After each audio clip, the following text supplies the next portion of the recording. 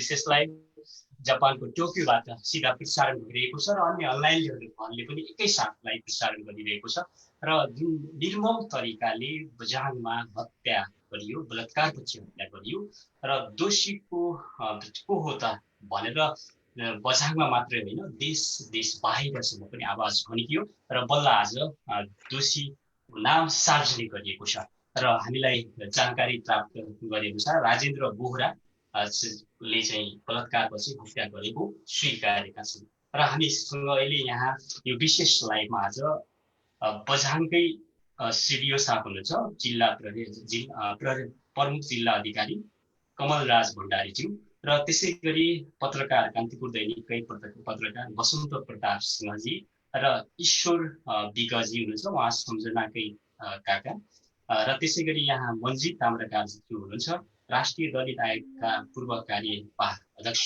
त्यसै गरी नेपाली काङ्ग्रेस र नेपाल चाइना एक्सका दिनेश खनालजी हुनुहुन्छ र त्यसै गरी सर्वोच्च अदालतका वरिष्ठ अधिवक्ता दिनेश त्रिपाठीज्यू पनि हुनुहुन्छ र त्यसै गरी सामाजिक हेमराज थापाज्यू हुनुहुन्छ र विभिन्न ठाउँबाट व्यक्तित्वहरू जोडिराख्नु भएको छ।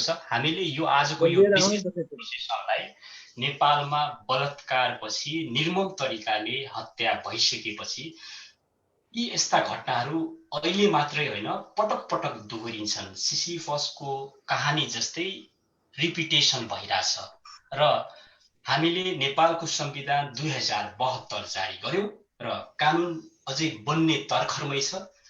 पुनः संशोधन गरेर कडाभन्दा कडा अपराधीलाई कारबाही गरिने र झुन्ड्याउने सम्मका पनि अभियानमा ती नाराहरू घन्किएका छन् र हामी आज यही विषयमा कुराकानी गर्नेछौँ र सिडिओ साहबबाटै हामी सुन्न चाहन्छौँ र के भयो पछिल्लो जानकारी सहित लेटेस्ट जुन हामीले सुखद खबर सुन्यौं र अपराधीको चाहिँ तपाईले परिचय सहित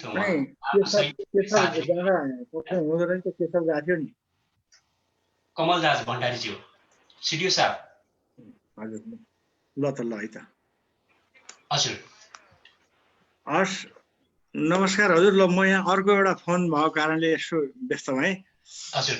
ओके अब यो अहिलेसम्मको पुरै जानकारी गराइदिनुहोस् छोटकरीमा।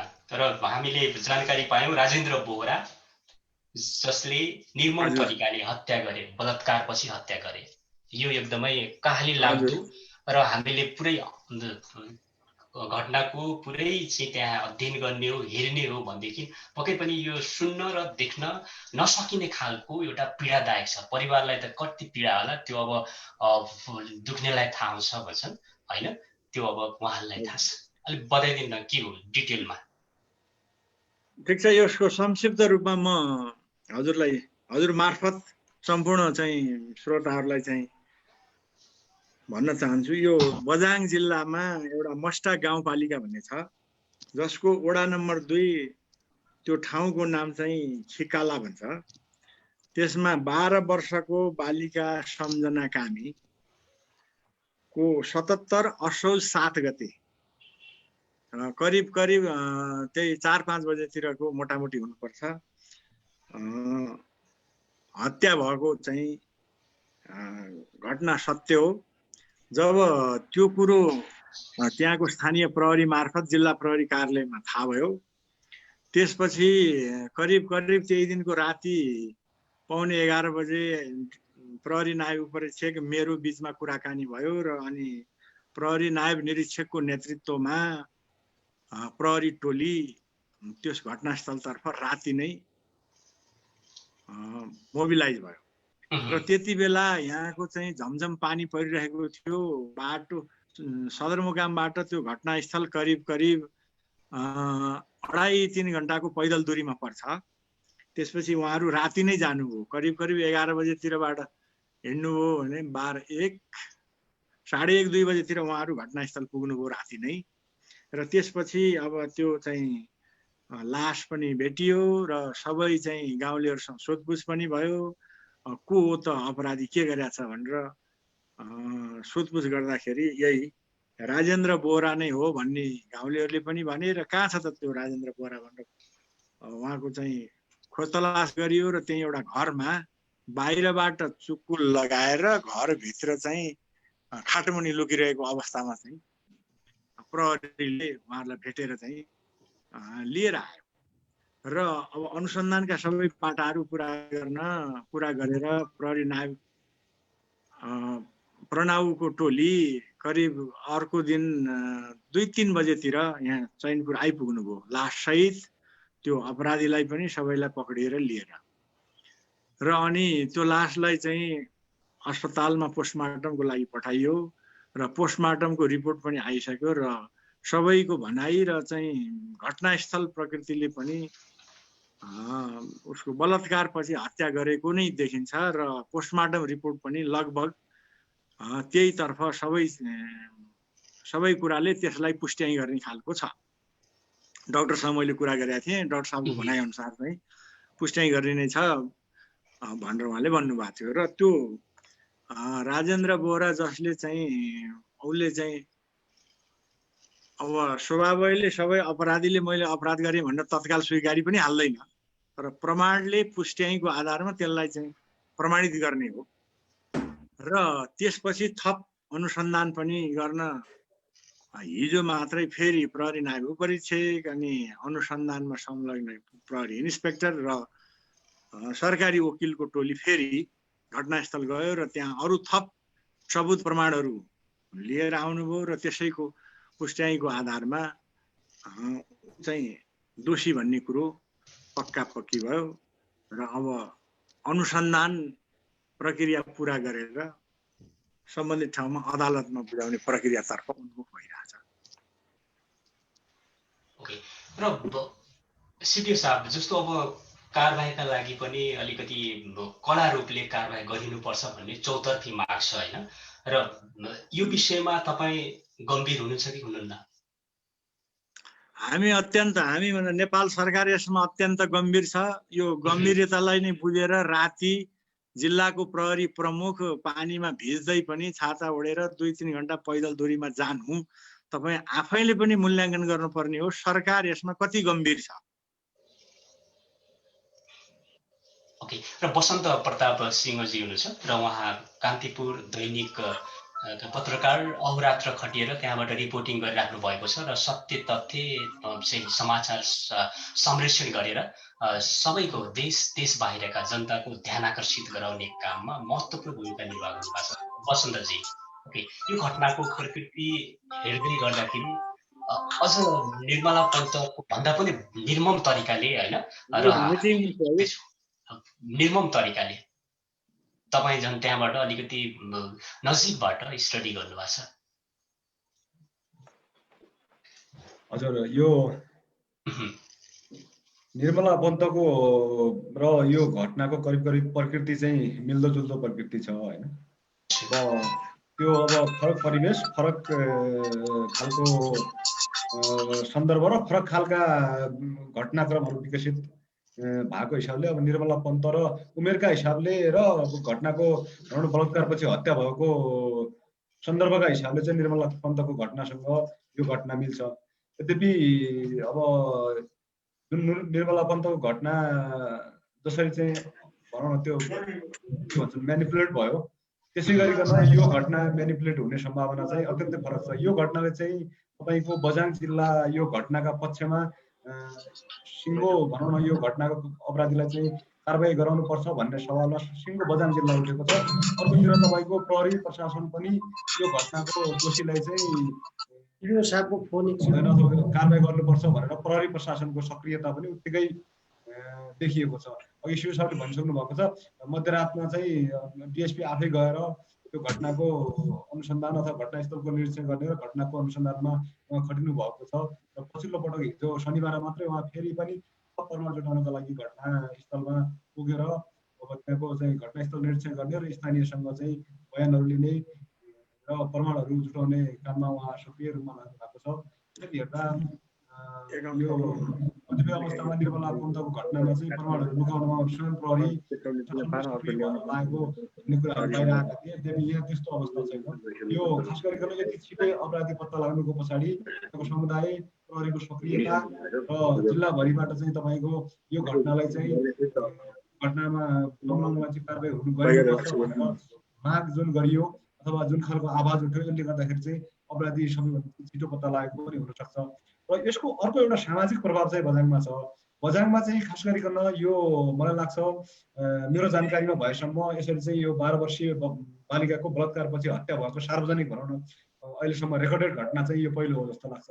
यो घटनाले चाहिँ आम बझाङवासी जनसमुदायहरूमा चाहिँ एक खालको त्रास र एक खालको चाहिँ आशंका पैदा गरेको छ, जसले गर्दाखेरि भोलि अब गाउँघरमै पनि अब भनौँ न खास गरिकन बझाङका गाउँघरहरू भनेको त त्यहाँभित्र तपाईँको सहकार्य सद्भावले भनौँ न रहेको, अब त्यहाँ विभिन्न खालका जात जाति समुदाय बसे पनि त्यो एउटै फ्यामिली जस्तो एउटै परिवार जस्तो भएर बसेको अवस्थामा यो सामुदायिक सद्भाव नै भट्काउने गरिकन छोरीचेलीहरू चाहिँ भनौँ न बालबालिकाहरू चाहिँ अब जिन्दगी जोखिममा छ भन्ने खालको सन्देश दिने गरिकन जुन खालको घटना भयो यसले समग्र बझाङ जिल्ला झस्किएको छ। र यो घटनामा संलग्नलाई चाहिँ एकदमै कडाभन्दा कडा ढङ्गले कारबाही हुनुपर्छ भनेर यो समग्र जिल्लाभित्रबाट भनौँ न यसरी सम्भवतः मलाई लाग्छ कुनै पनि हत्याको घटनामा यति ठुलो प्रदर्शन जिल्लामा भएको थिएन। आज मात्र सिडिओ साहबले त्यो प्रदर्शनमा सहभागिता जनाउनु भएको थियो। सत्य कुरा तपाईँले औल्याइदिनुपर्छ वसन्तजी। र अपराधी सार्वजनिक भइसकेपछि कडाभन्दा कडा कारबाही हुनुपर्छ, त्यस्तो वातावरणको सिर्जना गर्ला त्यहाँको प्रशासनले?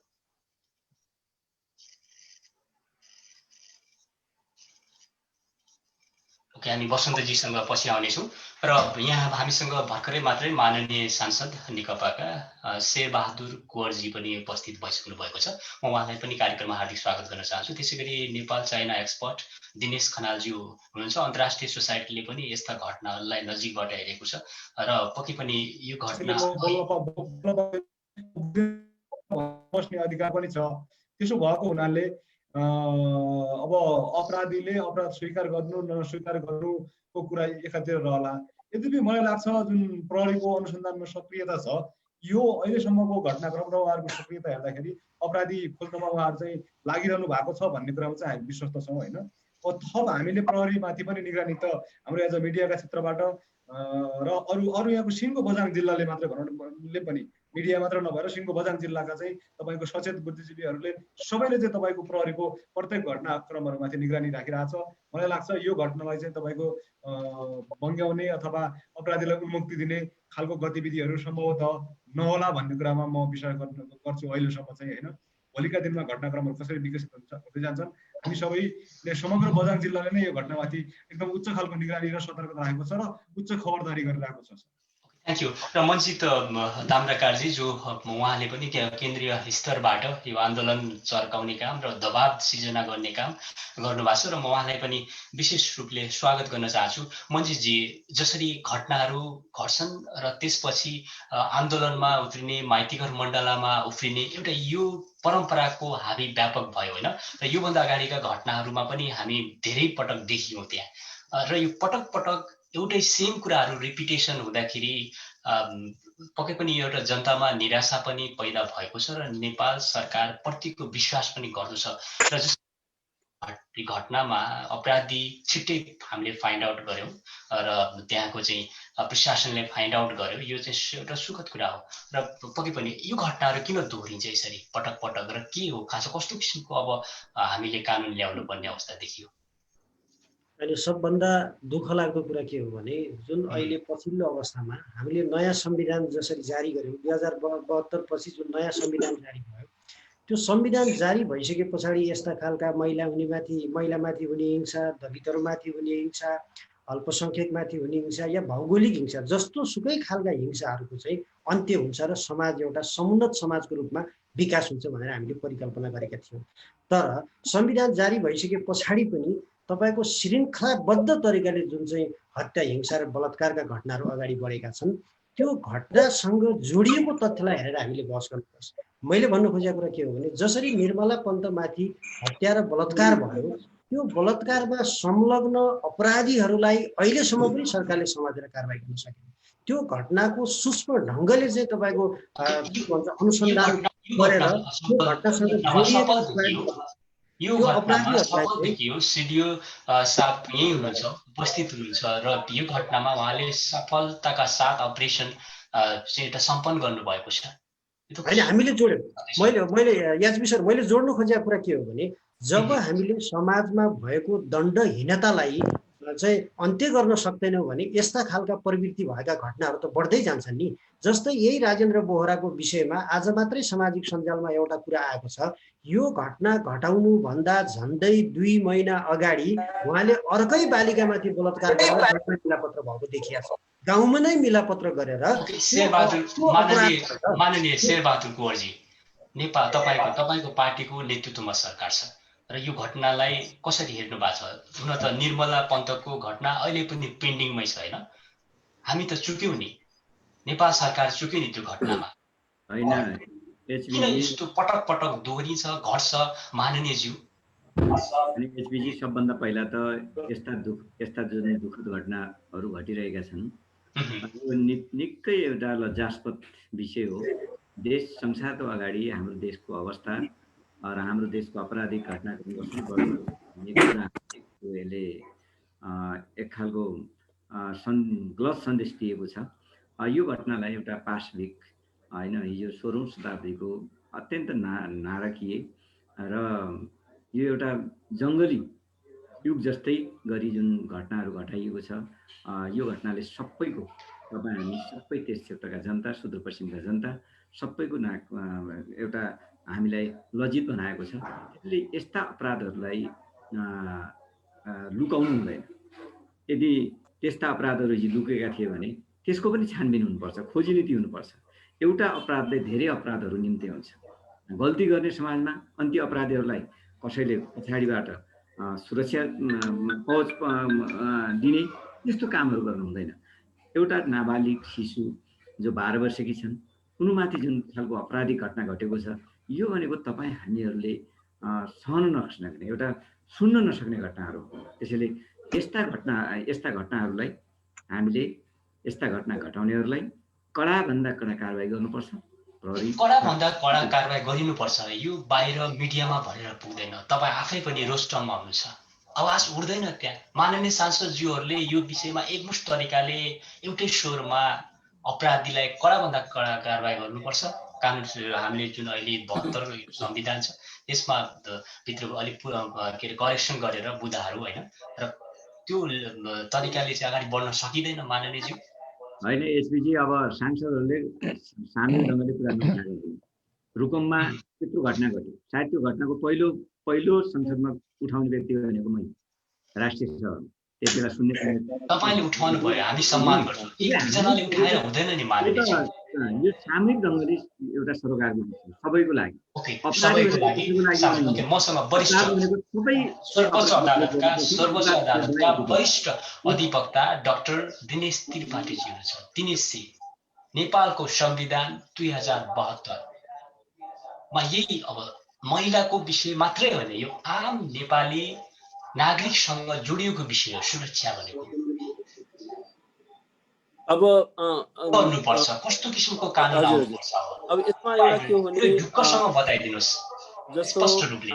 नेपालको संविधानले दुईटा कुरालाई संविधानले नै अपराध घोषित गरेको छ। एउटा महिला विरुद्ध हुने हिंसा, अर्को बालबालिका विरुद्ध हुने चाहिँ हिंसा र दुर्व्यवहार, यो पनि एउटा क्रिमिनलाइज गरेको छ, यसलाई अपराध घोषित गरेको छ, यसलाई दण्डनीय बनाएको छ। किनभने यी कुराहरूलाई र दलितमाथि हुने भेदभाव र हिंसा त्यसलाई पनि संविधानले नै दण्डनीय बनाएको छ। भनेपछि एउटा संविधान निर्माताले बालिकाहरू विरुद्ध या बालकहरू विरुद्धको, महिलाहरू विरुद्धको या दलितहरू विरुद्धको जुन भेदभाव छ र जुन हिंसा छ त्यसलाई मूल कानुनले नै दण्डनीय बनाएको छ। र यो दुर्भाग्यजनक हो कि आज देशभरि नै बालबालिकाहरूको विरुद्धमा चाहिँ अपराधहरू जारी छ, यौन हिंसा जारी छ, महिलाहरू विरुद्ध चाहिँ यौन हिंसा जारी छ, अपराध जारी छ। र यो हाम्रो एउटा चाहिँ सभ्यतामाथिको यो कलङ्क हो। आज सम्झनामाथिको यो जुन घटना भयो त्यो घटनाले सारा राष्ट्रको आत्मा रोएको छ र हामी सबैको आत्मा चाहिँ के छ भने द्रवित भएको छ। यो अर्को निर्मला काण्ड चाहिँ दोहोरिएको छ।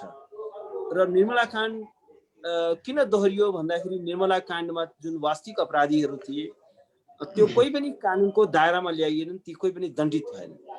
र नेपालमा के हो भने एउटा दण्डहीनताको जुन अपसंस्कृति चाहिँ के छ संस्थागत भएको छ। अपराध गरेर पनि दण्डित नहुने त्यो एउटा गम्भीर अवस्था हो। किनभने दण्डहीनताले के गर्छ भने एउटा चेन इफेक्ट गर्छ। एउटा इस्युमा यदि दण्ड भएन भने त्यसले अरू अपराधहरू घटित हुन्छ र त्यो अपराधमा संलग्न भएको व्यक्तिहरूलाई चाहिँ त्यसले झन् बढी अपराध गर्नलाई चाहिँ अभिप्रेरित गर्छ।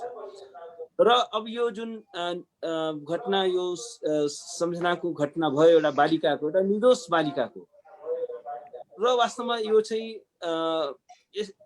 के हो भने शून्य सहिष्णुताको नीति अख्तियार गर्नुपर्छ। अहिले अब यो समाचार सुन्दाखेरि मलाई खुसी लाग्यो कि मान्छे चाहिँ समातिएको छ र त्यसको पछाडि अरू को थियो ती सबै पात्रहरूको एउटा अनुसन्धान हुनु पर्दछ र यसलाई चाहिँ के हो भने सबै प्रमाणहरू जुटाइनु पर्दछ र न्यायको दायरामा अनिवार्य रूपमा प्रस्तुत हुनुपर्छ र अनिवार्य रूपमा दण्डित हुनुपर्दछ। किनभने यो अपराध भनेको एउटा मानवतामाथिको कलङ्क हो। यो एउटा चाहिँ बालिका विरुद्धको मात्रै अपराध होइन, यो सम्पूर्ण समाज विरुद्धको अपराध हो, यो मानवता विरुद्धको अपराध हो। आज मानवता रोएको छ, आज मानवता खण्डित भएको छ र वास्तवमा के छ भने नेपालको यो यत्रो जुन श्रृङ्खलाबद्ध अपराधहरू घटित भइरहेको छ त्यसको के कारण हो? किनभने नेपालमा दण्डहीनताले प्रश्रय पाएको छ। शक्तिशाली व्यक्तिहरू जो सत्ताको ग्यालेरीसँग कनेक्टेड छन् र जो न्यायलाई जो किन्न सक्छन्, जो कानुन गर्ने निकायले किन्न सक्छन्, त्यसलाई मेनिपुलेट गर्न सक्छन्, तिनीहरू दण्डित नभएको एउटा लामो श्रृङ्खला छ। त्यसकारण आज हामी हेरिरहेका छौँ कि हामीले जतिसुकै लोकतन्त्रको कुरा गरे पनि आज चाहिँ दलित समुदायमाथि भयो, बालबालिकामाथि भयो, आज महिलामाथि भयो, श्रृङ्खलाबद्ध अपराधहरू घटित भइरहेको छ। एकदमै हृदय विदारक अपराधहरू घटित भएका छन् र वास्तवमा के छ भने यो सम्झनाको जुन हत्या भयो, बलात्कार पनि भयो, त्यसले नेपालको शिर चाहिँ अन्तर्राष्ट्रिय जगतमा निहुरेको छ। यो एउटा गम्भीर घटना हो र वास्तवमा के छ भने जुन समाजले आफ्ना बालिकाहरूको रक्षा गर्न सक्दैन, आफ्नो बालकहरूको रक्षा गर्न सक्दैन, आफ्नो महिलाहरूको रक्षा गर्न सक्दैन र दलितहरूलाई एउटा न्याय दिन सक्दैन, उनीहरूको संरक्षण गर्न सक्दैन, त्यो समाज एउटा सभ्य समाज हुन सक्दैन, त्यो समाज एउटा लोकतान्त्रिक समाज हुन सक्दैन र दण्डहीनतालाई अन्त्य गर्नै पर्छ। दण्डहीनता भनेको लोकतन्त्रको शत्रु हो, दण्डहीनता भनेको सभ्यताको शत्रु हो। किनभने जुन समाजमा न्याय छैन, जुन समाजमा कानुन छैन, जुन समाजमा अपराध गरेका व्यक्तिहरू दण्डित हुँदैनन्, त्यो समाज भनेको त्यो एउटा असभ्यहरूको समाज हो, त्यो एउटा सभ्य समाज हुन सक्दैन। र वास्तवमा के हो भने अहिले सभ्यता रोएको छ, मानवता रोएको छ, आज हामी सबैको आत्मा रोएको छ। र मैले त एउटा प्रतिज्ञा गरेको छु कि म रुकुमको घटनामा पनि म पुगेको थिएँ बहस गर्नको लागि, निर्मलाको घटनामा पनि म पुगेको थिएँ र मेरो यो प्रतिबद्धता हो कि सम्झना कामीको न्यायको लागि म बझाङ पुग्नेछु र म पीडितलाई न्याय दिलाउनको लागि म हरसम्भव प्रयत्न गर्नेछु। किनभने सम्झना हाम्रै छोरी हो, हाम्रै घरको। मलाई लाग्छ यो मेरै छोरीमाथिको बलात्कार हो, मलाई लाग्छ यो मेरो आफ्नै छोरीको हत्या हो।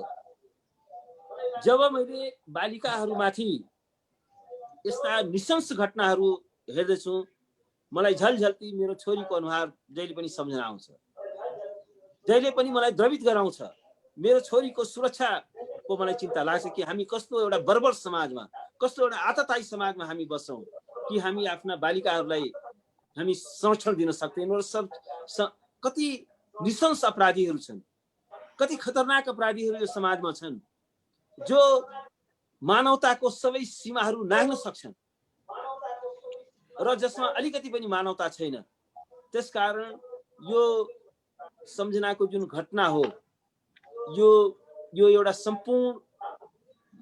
सम्पूर्ण नेपाली समाजको एउटा न्यायको चेतनामाथि गरिएको गम्भीर आक्रमण हो। आज बालिकाहरू जुन समाजमा सुरक्षित छैन त्यहाँ कोही पनि सुरक्षित छैन। आज महिलाहरू जुन समाजमा सुरक्षित छैन त्यसमा कोही पनि सुरक्षित छैन। त्यसकारण के छ भने यो एउटा आइसोलेटेड घटना होइन र त्यो समाज भनेको एउटा असंवेदनशील समाज हो, जुन समाजले न्यायको लागि बोल्दैन, न्यायको लागि आवाज उठाउँदैन, जहाँ न्यायको लागि आवाजहरू उठ्दैन, त्यो समाज भनेको एउटा मुर्दा समाज हो र हाम्रो यो लोकतन्त्रको अर्थहीन हुँदैछ। यत्रो चाहिँ के छ भने बालबालिकाको बारेमा संवैधानिक प्रावधानहरू छन्, कानुनी प्रावधानहरू छ, महिलाहरूको बारेमा छ, दलितहरूको बारेमा छ। आज दलित महिला एउटा कमजोर तबकाको महिला आज चाहिँ के छ भने राजनीतिक दलहरू एउटा सामाजिक परिवर्तनको उनीहरूसँग कुनै एजेन्डा छैन र सामाजिक लोक शिक्षणको एउटा समाजमा चेतना जगाउने काम गर्नु पर्दैन। यस्तो किसिमको अपराधहरूको बारेमा एउटा बालिकाहरूको बारेमा त्यो संवेदनशीलताको लागि केही काम गर्नु पर्दैन र हाम्रो समाज निरन्तर क्रूर हुँदैछ, निरन्तर हिंसक हुँदैछ र हामी एउटा डरलाग्दो समाजमा हामी बसिरहेका छौँ। हजुर, त्यसकारण के छ भने यो हामी सबैको एउटा गम्भीर चासोको र सरोकारको विषय हुनुपर्छ र सम्झनाले न्याय पाउनुपर्छ। मेरो भनाइ त्यति हो। हजुर, मैले अहिले पहिलो राउन्डमा टुङ्ग्याएँ, पछि फेरि केही प्रश्न भयो भने म फेरि जवाब दिन्छु। हैन, यो कसले कहाँबाट बोलेर एकदम उ गरिरहेछ कि को बोलिरहनु भएको छ? म्युट गरिदिनुहोस् न।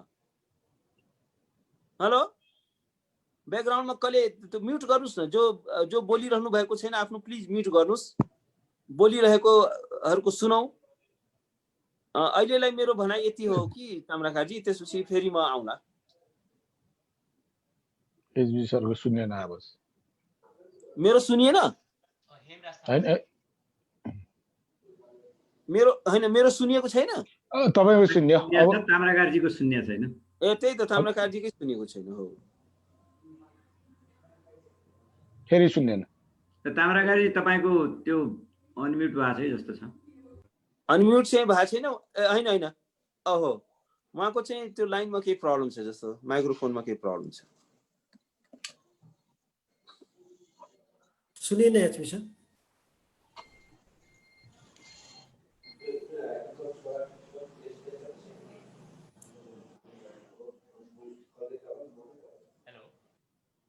हो, बल्ल सुनियो सर मेरो आवाज? अब सुने। अब अलिअलि सुने, सानो सुने। अन्तर्राष्ट्रिय रूपले पनि विभिन्न ठाउँबाट अहिले हेरिएको छ यही यस्तै घटनाहरूलाई होइन। दिनेश सर, तपाईँ आफै पनि एउटा किसिमको अन्तर्राष्ट्रिय रूपले एउटा कूटनीतिक सम्बन्ध विस्तार गर्ने व्यक्तित्व हो, त्यो बिचको भूमिका पनि निर्वाह गर्नुभएको छ र यो घटनाले नेपाल सरकार मात्र होइन, आम नेपालीको एउटा बेइज्जत हुने खालको घटनाहरू घटिरहेको छैन नेपालमा? अवश्य पनि एचबी सर, धन्यवाद सबभन्दा पहिला। अनि नमस्कार सबै पार्टिसिपेन्टहरूलाई नमस्कार भन्न चाहन्छु। र यस्ता घटनाहरू बारम्बार दोहोरिने यो घटनाहरूले गर्दाखेरि अन्तर्राष्ट्रिय स्तरमा विभिन्न देशमा पनि यसले चाहिँ एकदमै नेपालको एकदमै नराम्रो मेसेज गएको छ हैन। त्यो त नेपालीहरूको आजको अहिलेको अवस्थामा अहिलेको हाम्रो मानवताको विकासको क्रममा भनौँ, अहिले पनि बलात्कारको यो बालिका बलात्कारको अझै एकदम भिड लाग्ने एकदमै होइन। यहाँ सरले भन्नुभयो, वरिष्ठ अधिवक्ताले भन्नुभयो जसरी चाहिँ एउटा बालिकालाई चाहिँ करणी गरेर होइन बलात्कार गरेर हत्यासम्म गर्नेको जुन नीच काम भएको छ, अन्तर्राष्ट्रिय तर्फमा यो कुनै पनि रूपमा चाहिँ मानव अधिकारको हिसाबले हुन्छ अथवा कुनै सामाजिक कुराले हेर्दा पनि कुनै पनि किसिमले कुनै पनि एङ्गलबाट हेर्दा नि यो एकदमै निन्दनीय छ।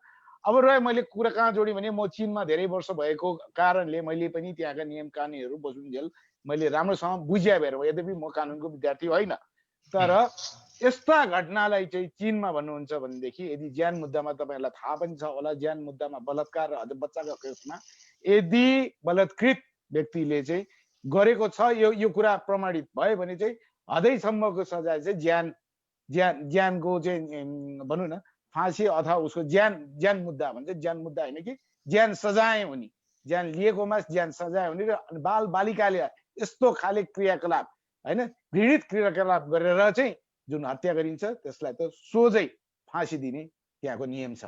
ओके, फाँसी दिनुहुन्छ। हेमराज थापाजी, तपाईँ सामाजिक सञ्जालमा पनि त्यतिकै एउटा ठाउँ छ, तपाईँले त्यतिकै एउटा चर्चा बटुल्नु भएको छ होइन? र जसरी अहिले पनि विभिन्न ठाउँमा माइतीघर मण्डलादेखि लिएर हरेक ठाउँमा दबावमूलक कार्यक्रममा तपाईँ आफै पनि संलग्न हुनुहुन्छ, त्यहाँ जानुहुन्छ, सहभागी हुनुहुन्छ।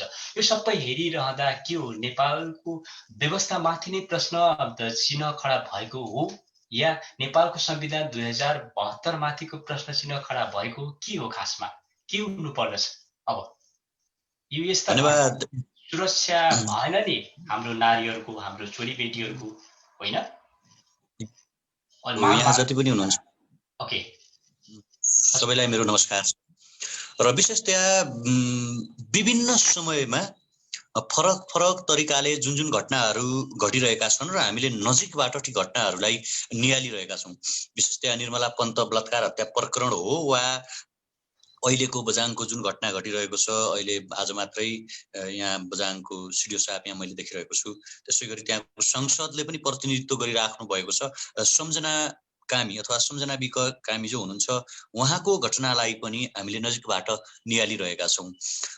नेपालको संविधानमाथि प्रश्न चिन्ह खडा हुन सक्छ, जस्तो कि 2-3वटा कुरामा हामीले यो संविधानलाई चाहिँ संशोधन गर्नुपर्छ भनेर बारम्बार आवाज पनि उठाइरहेका छौँ। जस्तो विशेषतया मृत्युदण्ड, अहिले एकजना यहाँ कसैले भनिराख्नु भएको थियो, मैले सुनिरहेको थियो, चाइनाको कुरा दिइराख्नु भएको थियो, र विशेषतया बलात्कार, विशेषतया बालिका जो एकदम बालबालिका हुन्छ नि, नाबालिका बलात्कार पछिको हत्या र राज्यको ढुकुटी जुन कर अथवा राज्यको जो पैसा करप्सन गरिन्छ, भ्रष्टाचार गरिन्छ, यो दुईटा कुरामा मृत्युदण्ड कुनै व्यवस्था हुनुपर्छ। जबसम्म मान्छेलाई डर पैदा हुँदैन, मान्छेभित्र भय पैदा हुँदैन, तबसम्म के हुन सक्दैन भने यस्ता किसिमका घटनाहरू रोकिन सक्दैन। यद्यपि कयौं त्यस्ता देशहरू जहाँ चाहिँ डेथ पेनाल्टी दिने गरिन्छ, ती देशहरूमा सम्म यी घटनाहरू रोकिएका छैनन् भने ट्रान्जिसन फेजमा छ नेपाल,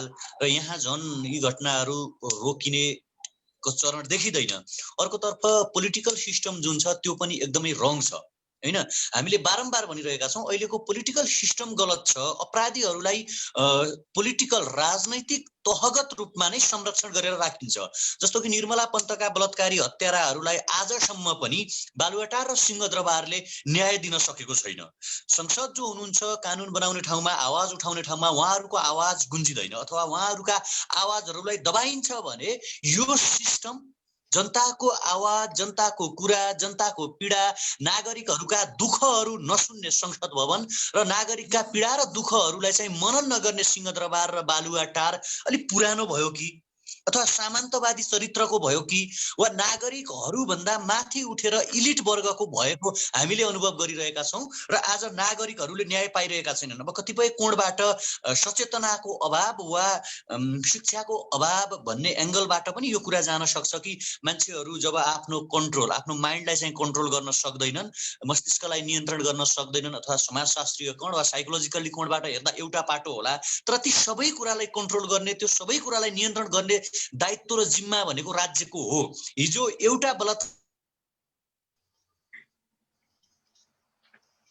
उसको मस्तिष्कमा के पैदा हुन्थ्यो, कुन भाव पैदा हुन्थ्यो भन्ने कुरा पनि देख्न सकिन्छ। त्यसकारण हामीले जति आवाज उठाए पनि, जति बोले पनि, जति चाहिँ बुलन्द आवाजहरू पारे पनि सत्ता विशेषतया शासकहरूलाई के लाग्ने गर्छ भने उहाँहरूले भन्दै गर्नुहुन्छ यो समाज यही तरिकाले चलिराख्छ र हामी यसै गरी नै यो समाज चलाउँछौँ भन्ने सोच आज सत्ताका मालिकहरूले पालिराख्नु भएको छ।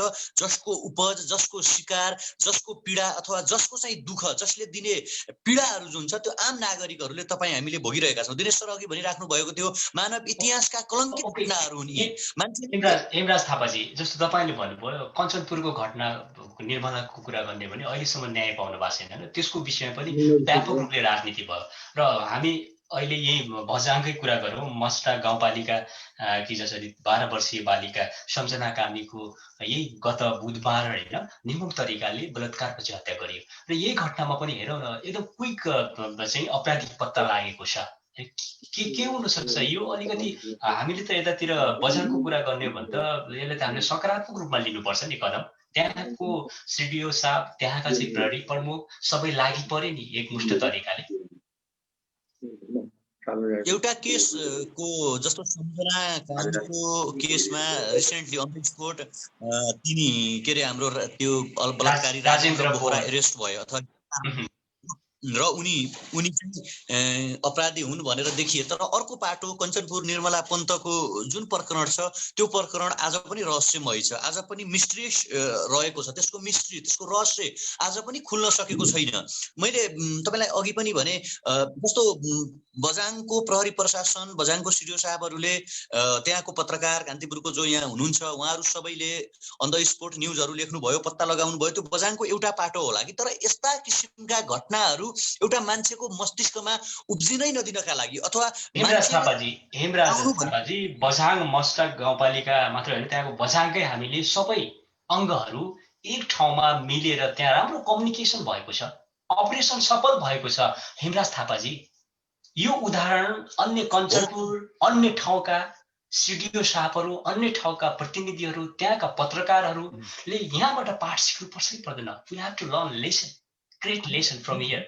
हामीले अन्य ठाउँको पत्रकार अथवा प्रशासन हेर्ने मान्छे, प्रहरीले पाठ सिक्युन्, तर यो घटना बारम्बार किन घट्छन् भन्ने कस त खोज्नु पर्यो नि त, कारण त खोज्नु पर्यो नि त। किन चाहिँ एउटा इभेन्ट, एउटा घटनालाई एकछिनपछि आउँछु म सिडिओ साहब, पुनः सिडिओ साहब कहाँ जान चाहन्छु। यो जसरी अपरेसन सक्सेस भयो, सिडिओ साहब कसरी भयो, कसरी तपाईले यति छिटै अपराधी पत्ता लगाउन सक्नुभयो हैन? यो तपाईको नेतृत्वमा सफल अपरेसन भएको छ, हामी सल्युट गर्न चाहन्छौँ यही लाइभ मार्फत। अन्य ठाउँका प्रतिनिधिहरू, अन्य ठाउँका व्यक्तित्वहरू, त्यहाँका प्रहरी प्रमुखहरू जुन ठाउँमा यस्तै प्रकृतिका घटना घटेका छन्, पक्कै पनि उहाँहरूको गालामा सिधै झापड दिनुभएको छ। तर अझै पर्याप्त छैन, अपराधीलाई कडाभन्दा कडा कारबाही हुनुपर्छ भन्नेमा तपाईँ एकदमै एक ढिक्का भएर अगाडि बढ्नुपर्छ। तपाईँको पछाडि सारा जनता छ। सिडिओ साहब, भण्डारीज्यू। ठिक छ, हजुरले भनेको कुरो एकदम धन्यवाद हजुरलाई। अब हामी भनेको सरकारको नीति कानुन कार्यान्वयन गर्ने निकायका मानिसहरू हौँ, चाहे त्यो प्रमुख जिल्ला अधिकारी होस्, चाहे त्यो प्रहरी प्रमुख होस्, चाहे सिङ्गो प्रशासन प्रहरी, सबै हाम्रो उद्देश्य सरकारले बनाएको ऐन कानुनलाई सफलतापूर्वक कार्यान्वयन गर्ने हो, जुन हामीले हाम्रो कर्तव्य निर्वाह गरेका हौँ। कर्तव्य निर्वाहको सिलसिलामा हामीले चाहिँ अब यो काम गर्न, सफलतापूर्वक सम्पन्न गर्न, सफलतातर्फ हामी उन्मुख भएका छौँ। अब त्यही नै चाहिँ भन्नु पर्यो हजुर। अब हामीले चाहिँ हाम्रो कर्तव्य पुरा गरे। ओके, थ्याङ्क यू सिडिओ साहब। र यहाँ चाहिँ ईश्वर दिका हुनुहुन्छ, सम्झनाकै काका, र पक्कै पनि एउटा परिवारमा घटना घटिसकेपछि त्यो परिवारको वेदना रोदन हामीले पक्कै पनि हेर्दै गर्दाखेरि, सुन्दै गर्दाखेरि, पढ्दै गर्दाखेरि यो मन जल्छ होइन? र आज सम्झना कामी मात्रै होइन, 3 करोड नेपालीको मन, 3 सम्झना कामीको परिवारको मात्रै होइन, 3 करोड नेपालीको मन दुखेको छ। र हामीसँग ईश्वर दिग्गजी हुनुहुन्छ। ईश्वरजी सुनिराख्नु भएको छ? हजुर सर। हजुर, र परिवारमा 12 वर्ष होइन नाबालिका छोरी भन्नुपर्छ तपाईँकै गुमाउनु भएको छ। ओके, हत्यारा पनि पत्ता लगाइसकेको छ। कस्तो छ अहिले पछिल्लो समयमा परिवारभित्र के कस्तो छ माहौल? बाजे बजेको अवस्था त एकदमै कन्डिसन चाहिँ अलिकति अहिले हेर्दै गर्दाखेरि निर्मम, अलिकति भनौँ न दुःखद छ उहाँको कन्डिसन पनि होइन? हजुर सर, हामीले अहिलेसम्म खाना नि खाएको छैन होइन। हजुर, अब बुवा आमाको के कुरा गर्नु, त बोल्न सक्ने स्थितिमा पनि हुनुहुन्न।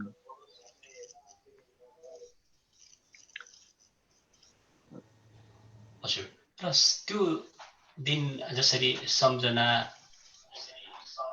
के अरे घाँस हाल्नुको लागि होइन डोको नाम सहित बोकेर जानुभयो र बाटोबाटै उठाएर मन्दिर भनेको त्यही अब त्यो मन्दिरमै चाहिँ जसरी चाहिँ पछि एउटा नराम्रो तरिकाले चाहिँ उहाँको हत्या भयो। अब यो घटना गर्दै गर्दाखेरि पक्कै पनि अब जस्तो त्यो बेला त्योभन्दा अगाडि तपाईँलाई के त्यस्तो सङ्केत थियो कि यस्तो घटना घट्ला यस्तो छ अलिकति नाबालिकाको पहिला त्यस्तो के सङ्केत के पाउनु भएको थियो त्यो बेला नजानु भन्ने कुरो पनि हुन सक्थ्यो नि परिवारले अलिकति सानो बालिका त्यो पनि 4 बजे पछिको कुरा हो होइन इभिनिङतिर साँझतिरको कुरा हो टाढै रहेछ अब टाढै थियो त अब लगभग आधी घन्टाभन्दा पनि बढी होइन हजुर आधा घन्टा लाग्थ्यो होइन त्यो दिन चाहिँ सबै आफ्नो काममा लागेको रहेछन् छोरी चाहिँ घाँस हाल्नलाई गोठमा गएको रहेछ लगभग आधा घन्टा लाग्छ हाम्रो घरबाट गाउँबाट होइन सर अनि त्यो ठाउँमा चाहिँ बीच बाटोमै आएर बीच बाटोमा मन्दिर छ बीच बाटोमै त्यसलाई खसरेर अपहरण गरेर मन्दिरमा ल्याएर अनि त्यसले चाहिँ बलात्कार पछि हत्या गरेको रहेछ कुनै त्यस्तो परिवारसँग पहिला त्यस्तो केही थियो पहिला चाहिँ त्यो छोरीले भनेको थियो होइन त्यो देखेर डर लाग्छ बाजे भनेको थियो बुवासँग म चाहिँ तलतिर थिएँ घरमा चाहिँ बुवा मम्मी मात्र हुनुहुन्थ्यो अनि एउटा सानो बहिनी छ दाइको छोरीहरू होइन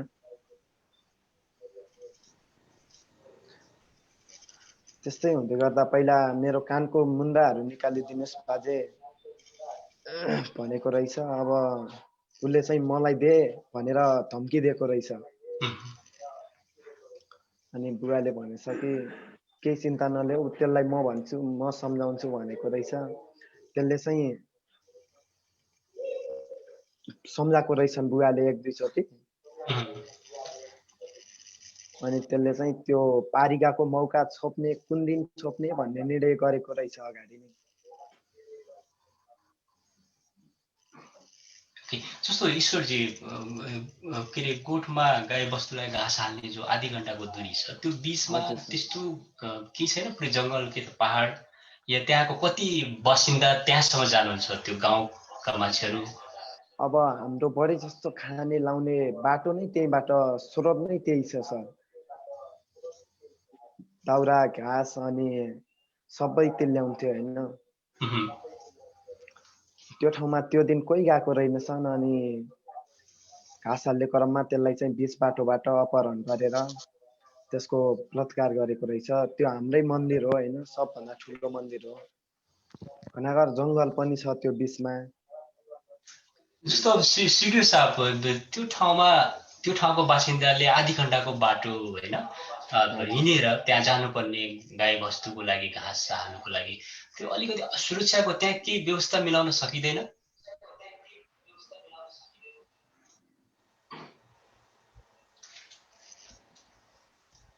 कमल सर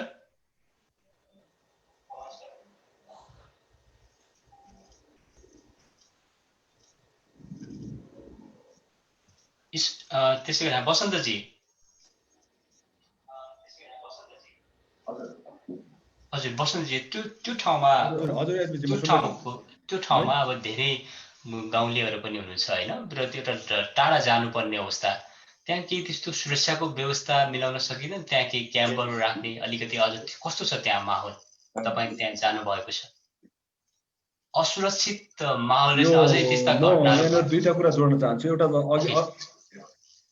एकदमै एउटा त यो म तपाईँलाई दुईटा कुरा जोड्न चाहन्छु होइन यो बझाङको समग्र भूगोलको कुरा गर्नुहुन्छ भने अब हाम्रो 12वटा पालिका छन् बझाङ जिल्लामा 12वटा स्थानीय तहहरू छन् होइन अब प्रत्येक स्थानीय तहका प्रत्येक गाउँहरूमा गाउँ एकतिर र त्यो गोठहरू अर्कोतिर भएको र आधा 1 घन्टाको दूरीमा गोठहरू रहेको अवस्था रहन्छ र अब त्यसरी तपाईँले भने जस्तो त्यो अब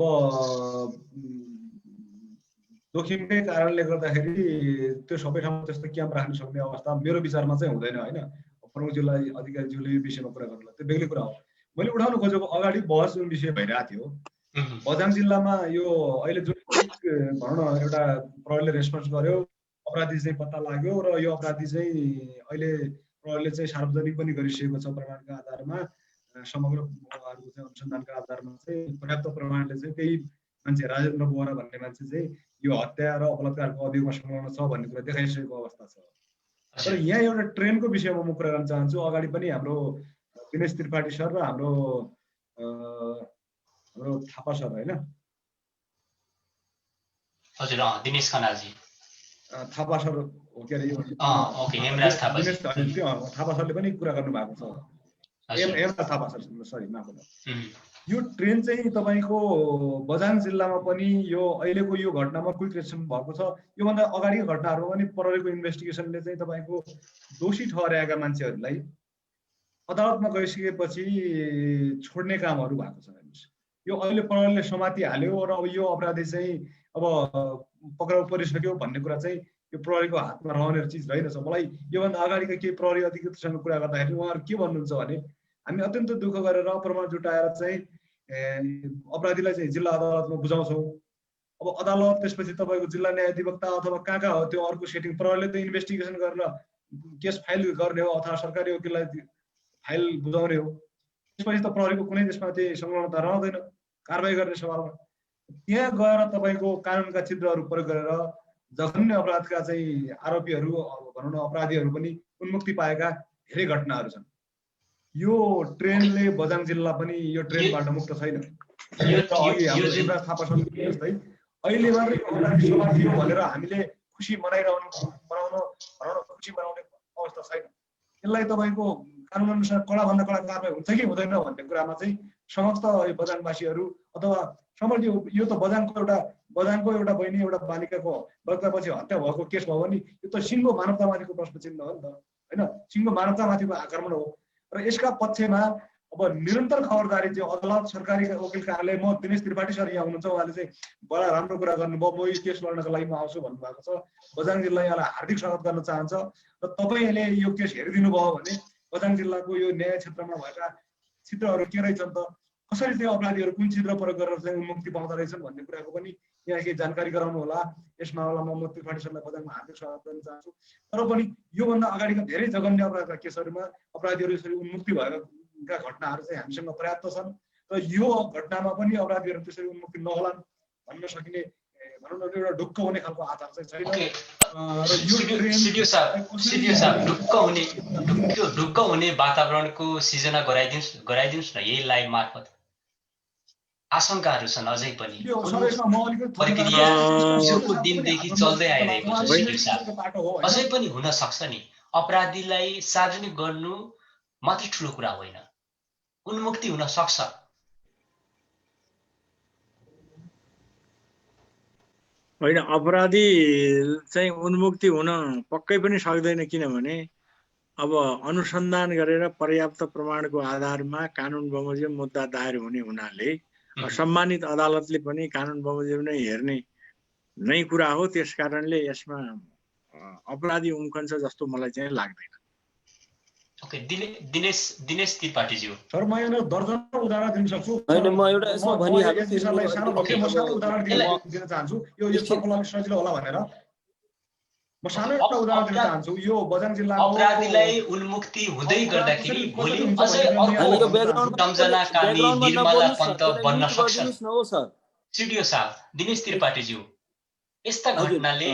यस्ता घटनामा अझै चनाखो भएर त्यहाँका जिम्मेवार व्यक्तित्वहरू लागि परेनन् र उन्मुक्तिका कामहरू गरिरहे, त्यो ट्रेन चलिरह्यो भनेपछि अझ यस्ता घटनाहरू दोहोरिन सक्छन् र अपराधी। अब यसमा एउटा कुरा म के भन्छु भने नेपालको समस्या अहिले हाम्रो समस्या के छ भने यदि अपराध कर्ममा संलग्न भएको व्यक्ति अलिकति शक्तिशाली छ, अलिकति उसको सत्ताको ग्यालेरीसँग पहुँच छ, पकड छ, अलिकति वेल कनेक्टेड छ भने त्यसको बारेमा के हुन्छ भने फितलो अनुसन्धान गरिन्छ।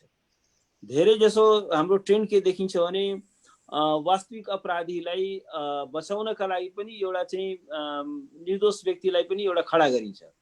त्यसकारण अब अहिले जुन व्यक्ति समातिएको छ त्यो हो नै हो या होइन के हो त्यो अहिले नै हामीले भनिहाल्ने कुरा पनि छैन, किन त्यसको चाहिँ एउटा चाहिँ विश्वसनीय र वस्तुगत अनुसन्धान हुनु पर्यो। कहिलेकाहीँ के हुन्छ भने यदि रियल जुन क्रिमिनल हो, रियल कल्प्रिट यदि पावरफुल छ, समाजमा शक्ति सम्पन्न छ, उसको पकड छ, उसको चाहिँ के छ भने कुनै पावरफुल व्यक्तिको छोरा छ र पैसावाल छ, भने उसले चाहिँ के छ भने न्यायिक प्रक्रियालाई, कानुनको अनुसन्धानको प्रक्रियालाई प्रभावित गर्दछ र उसले के गर्छ भने अनुसन्धान प्रक्रियाले नै फितलो बनाउँछ। धेरै स्थितिमा के गर्छ भने नक्कली एउटा चाहिँ के छ भने एउटा निर्दोष व्यक्तिलाई खडा गरिदिन्छ, हो यसैले गरेको हो, त्यसलाई यातना दिएर कुटेर उसलाई साबिती पनि गराइन्छ।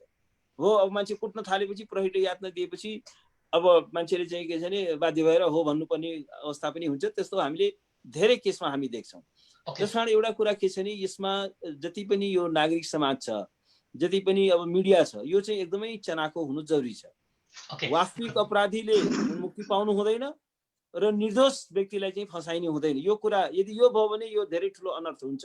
ओके, दिनेश त्रिपाठीज्यू तपाईँ आफै पनि जाँदै हुनुहुन्छ हजुर, म पक्षमा, सम्झना कामीको पक्षमा हैन लड्नको लागि तपाईँ आफै पनि जाँदै हुनुहुन्छ। तपाईँलाई शुभ यात्रा भन्न चाहन्छु अग्रिम रूपले।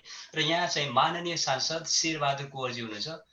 पोलिटिकल्ली हैन कुनै किसिमको राजनीतिक रूपले त्यहाँ यो घटनालाई अझै कमजोर बनाउने प्रयास हुन्छ नले त तपाईकै पार्टी। अब म एक दुई लाइन भनिदिहालौँ, त्यसपछि म बिदा पनि हुन्छु। म एक दुई लाइन भनिदिहालौँ।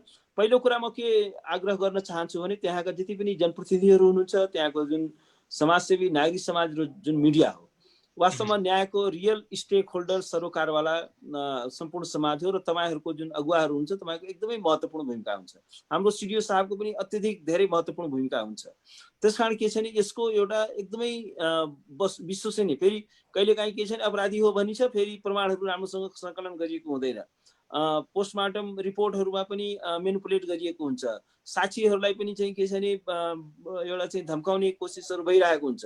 त्यसकारण अब त्यो राजेन्द्र बोहराको के हो ब्याकग्राउन्ड मलाई थाहा भएन, तर यदि त्यो व्यक्ति चाहिँ अब कुनै ठुलो कुनै राजनीतिज्ञको छोरा पर्यो भने या कुनै ठुलै अफिसरको छोरा पर्यो या अलिकति शक्तिशाली भयो भने त्यसलाई चाहिँ त्यहाँ न्यायलाई चाहिँ एउटा चाहिँ न्यायको हत्या हुने कोसिस हुन्छ। त्यसकारण के छ भने अब यसमा चाहिँ त्यहाँका जुन समाजका जुन अगुवाहरू छन् अब एकदमै महत्त्वपूर्ण। हेर्नुहोस्, यो सम्झनाको घटनामा न्याय हामीले पाएनौँ भने र यो एउटा जसरी यो श्रृङ्खलाबद्ध अपराधहरू हुँदैछ, हामी कहाँ जाँदैछौँ, हाम्रो यो राष्ट्र कहाँ जाँदैछ, हाम्रो लोकतन्त्र कहाँ जाँदैछ र हाम्रो कति धेरै हाम्रो पतन हुँदैछ। र यस्तो कुरामा चाहिँ यदि हामी कुनै पनि राजनीतिज्ञले, कुनै पनि यहाँ माननीयज्यूहरू हुन्छ, जनप्रतिनिधिहरू हुन्छ, अब अपराधीलाई यहाँ त के यो त मेरो पार्टीको भोटर हो, यो त मेरो पार्टीको कार्यकर्ता हो भनेर यहाँ त्यो पनि हुन्छ।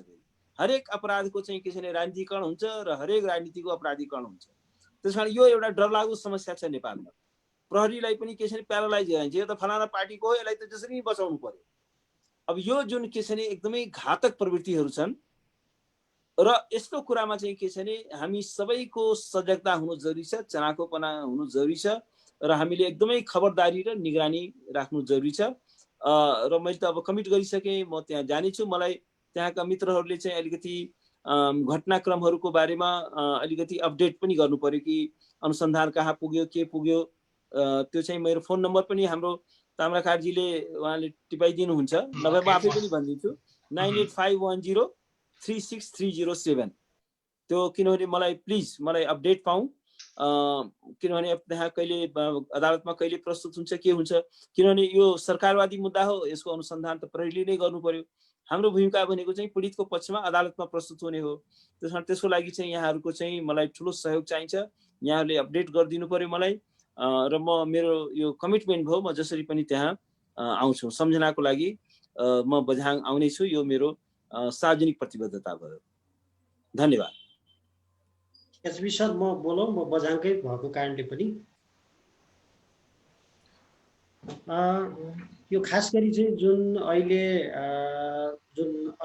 हामीले उनलाई अभियुक्त भन्दा पनि जुन त्यो घटनासँग जोडिएको शङ्कास्पद व्यक्तिका रूपमा समातेर लिएर गयौँ। तर म अब राष्ट्रिय दलित आयोगमा काम गरेको हुनाले यस्ता घटना र यस्ता प्रकृतिका घटनाहरूमा आफै पनि अनुसन्धान र मोनिटरिङमा गएको हिसाबले मेरो अनुभव चाहिँ के लाग्छ भन्दा, म आफै पनि बझाङवासी हो, मेरो चाहिँ बझाङमै घर पर्छ।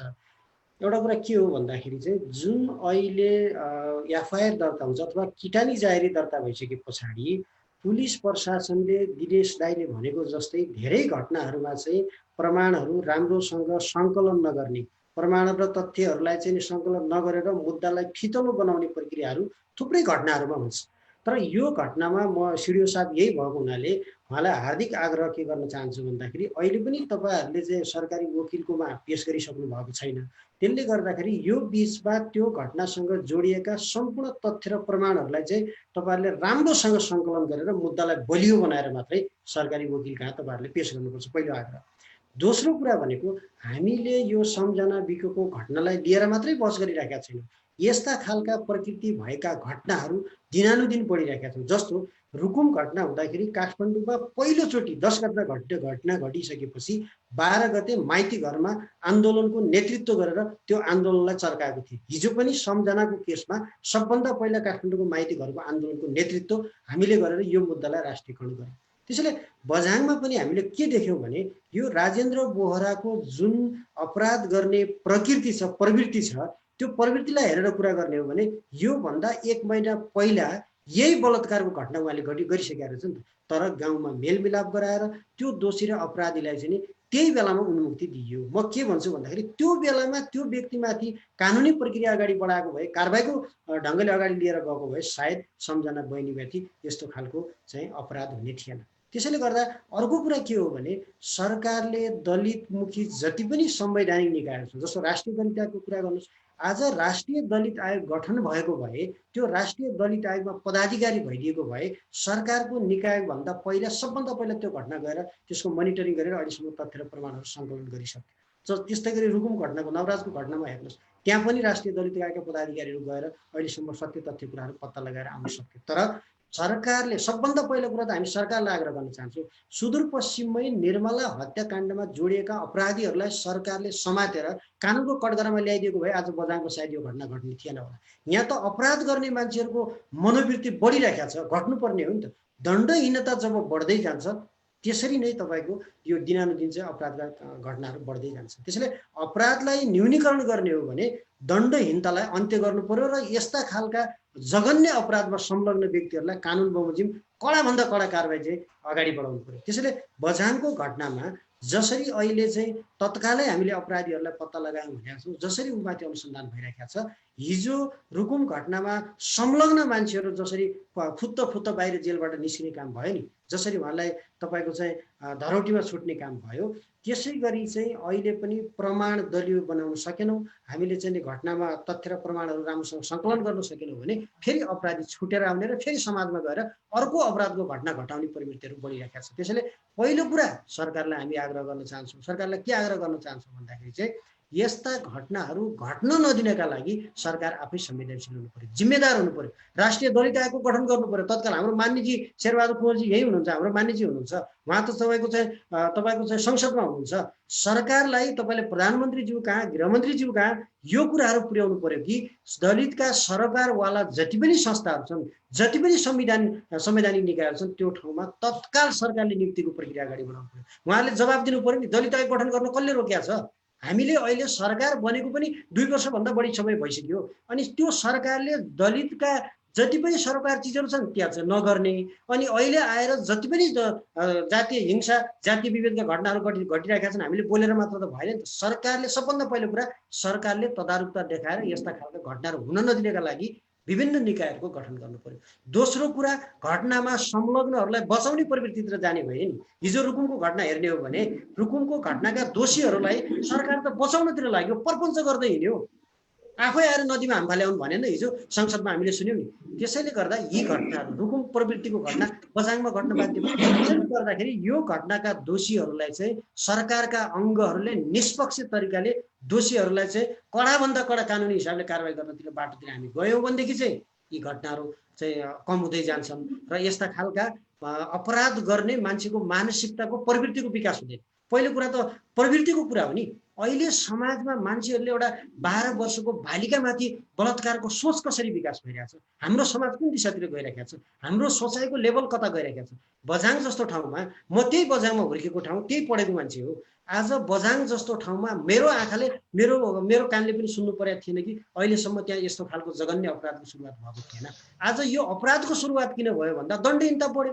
हामीले यही राजेन्द्र बोहरालाई तत्कालीन अवस्थामा जुन बेला उसले समाजमा चोरी डकैती अरूको घर फुटाल्ने दोकान चोर्ने र तपाईँको चाहिँ प्रवृत्तिका जुन अपराध गरिराखेका थियो त्यो अपराध गर्ने बेलामा हाम्रो सिडिउ साहब यही हुनुहुन्छ, यही लाइभ कार्यक्रममा हुनुहुन्छ। मलाई लाग्छ राजेन्द्र बोहराको विषयमा योभन्दा पहिला पनि यस्ता अपराध गर्छ भन्ने उहाँहरूलाई जानकारी थियो नि। पहिला गरेको उसले गरेको अपराधका घटनामा संलग्न भएको बेलामा चाहिँ उहाँमाथि आज कारबाही भइदिया भए आज सम्झना बहिनीले नियत्तर रूपले आफ्नो ज्यान गुमाउनु पर्थ्यो, बलात्कारको शिकार हुनु पर्थेन नि त। त्यसैले सरकारको संरचनाले, स्थानीय प्रशासनले, हाम्रो चाहिँ गृह मन्त्रालयले यस्ता खालका व्यक्तिहरूलाई निगरानीमा राख्ने, कानुनी प्रक्रिया अगाडि बढाउने र कहीँ पनि कानुनको छिद्र प्रयोग गर्न नसकोस् दोषीले, कहीँ पनि कतै पनि तपाईँको चाहिँ अपराधीहरूले कानुनको छिद्र प्रयोग गरेर चाहिँ बाँच्ने बाटो नपाओस् भनेर त उहाँहरूले प्रयास गर्ने हो नि। त्यसैले गर्दाखेरि चाहिँ अब यो घटनाका दोषीलाई म सिडिओ साहबलाई आग्रह गर्न चाहन्छु र सिडिओ साहब मार्फत डिएसपी साहबलाई हार्दिक आग्रह के गर्न चाहन्छु भने यो घटनामा संलग्न राजेन्द्र बोहराको जति पनि तपाईँका तथ्यहरू छन्, जति पनि तथ्य र प्रमाणहरू छन्, ती प्रमाण र तथ्यहरूलाई यथाशक्य सङ्कलन गरेर बढीभन्दा बढी तथ्य र प्रमाणहरू सङ्कलन गरेर त्यो दोषीले चाहिँ भोलि कानुन प्रयोग गरेर बाहिर निस्कन नपाओस्। नभयो भने हामीले सुनेका छौँ, यहाँ ईश्वर भाइ यही हुनुहुन्छ,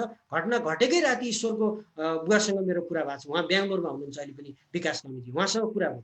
उहाँहरूको अहिले पनि परिवारको याचबिची आक्रोश के छ भने यदि त्यो अपराधी कानुन छलेर बाहिर निस्किन्छ भने हामी त्यसलाई जिउँदै जलाउँछौँ भन्ने उहाँहरूले आक्रोश पोखिराख्नु भएको छ। त्यो एउटा परिवारको स्वाभाविक आक्रोश पनि हो नि। हामीले पीडित मान्छेलाई न्याय दिन सकेनौँ, उसलाई अन्यायबाट मुक्त गर्न सकेनौँ भनेदेखि त समाजमा अर्को अपराध जन्म हुन्छ नि, अर्को अपराध गर्ने बाटो खुल्छ नि। त्यसैले गर्दाखेरि सिडिओ साहबलाई आग्रह गर्न चाहन्छु कि म पनि बझाङवासी भएको नाताले त्यो हाम्रो सबैको बहिनी हो सम्झना कामी, जुन उमाथि चाहिँ जघन्य अपराध भएको छ, हत्या भएको छ, त्यो राजेन्द्र बोहराका विरुद्धमा मैले सार्वजनिक रूपमा भन्छु, राजेन्द्र बोहराको विरुद्धमा जति पनि उसले चाहिँ अपराध गर्दाखेरि गरेका घटना गराउँदाखेरि जति पनि तथ्य र प्रमाणहरू छन्, त्यो तथ्य र प्रमाणहरूलाई जस्ताको त्यस्तै सङ्कलन गरेर सरकारी वकिल मार्फत अदालतमा त्यो पुग्नु पर्यो। त्यो प्रमाण भोलि मैले हेर्छु, मैले सिडिओ साहब यही हुनुहुन्छ, यदि तपाईँहरूले गरेको अनुसन्धान फितलो देखियो, तपाईँहरूले तथ्य र प्रमाणहरू सङ्कलन गरेको देखिएन भने काठमाडौँमा तपाईँहरूको विरुद्ध आन्दोलन हुन्छ है।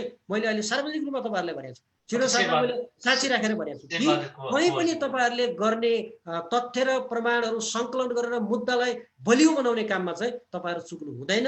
तपाईँहरूले अहिले गरेको काममा हामी धन्यवाद दिन चाहन्छौँ। मैले हिजो माइतीघर मण्डलमा पनि भनेको छु, बझाङको डिएसपी साहब र सिडिओ साहबले यो घटनामा चाहिँ असाध्यै राम्रो काम गरिराख्नु भएको छ भनेर भनेको छु र भोलि यही कुरा तपाईँलाई धन्यवाद दिन पाऊँ है। तपाईँहरूले मुद्दा कमजोर गर्नुभयो, तपाईँहरूले मुद्दालाई फितलो बनाउनु भयो भने त्यो अपराधी भोलि कानुनको छिद्र प्रयोग गरेर बाहिर निस्किन्छ र फेरि योभन्दा अर्को जघन्य अपराध हुन सक्छ। दर्शक महानुभावहरू, हामी बिग डिस्कोर्समा छौँ, इन्टरनेसनल डिस्कोर्समा छौँ र यो सिधा लाइभ प्रसारण जापानको टोकियोबाट भइरहेको छ र हामीसँग अहिले बझाङकै सिडिओ साहब हुनुहुन्छ कमलराज भण्डारीज्यू र त्यसै गरी सम्झना कामीकै अङ्कल काका र ईश्वर विकजी पनि हुनुहुन्छ। त्यसै गरी सामाजिक अभियन्ता, भ्रष्टाचार विरोधी अभियन्ता ज्ञानेन्द्र शाहीजी पनि अहिले उपस्थित भइसक्नु भएको छ। उहाँलाई पनि म कार्यक्रममा स्वागत गर्न चाहन्छु। नमस्कार ज्ञानेन्द्रजी। र त्यसै गरी नेपाली काङ्ग्रेसका युवा नेता मन्जी ताम्राकारजी र नेकपाका प्रभावशाली युवा नेता त्यसै गरी माननीय सांसद शेरबहादुर कुँवरज्यू र यहाँ त्यसै गरी कान्तिपुरकै संवाददाता बझाङकै बसन्त प्रताप जी पनि हुनुहुन्छ र उहाँलाई पनि म स्वागत गर्न चाहन्छु। र विशेष गरेर यो बहसबाट हामी अलिकति निचोडमा निष्कर्षमा पुगौँ। बलात्कार त्यसपछि हत्या, यो त धेरै अलिकति निर्मम तरिकाले जसरी यो समाजमा घटना घटिरहेको छ, यसले लोकतन्त्र गणतन्त्र मात्रै होइन आम नेतृत्वमाथि नै प्रश्न चिन्ह खडा भएको छ। तर स्थानीय सरकार मजबुत भइसकेपछि हामीले केन्द्र सरकारको मुख ताकिरहनु पर्ने अवस्था यहाँ छैन। र अहिले जुन बझाङमा क्विक एक्सन भन्नुपर्छ, अपराधी पत्ता लाग्यो, अब अपराधीलाई उन्मुक्ति नहोस्, कडाभन्दा कडा कारबाही होस् भन्ने सबैको राय छ। माननीय सांसद शेरबहादुर कुँवरज्यू, सरकारले अपराधीलाई प्रोटेक्ट गर्छ?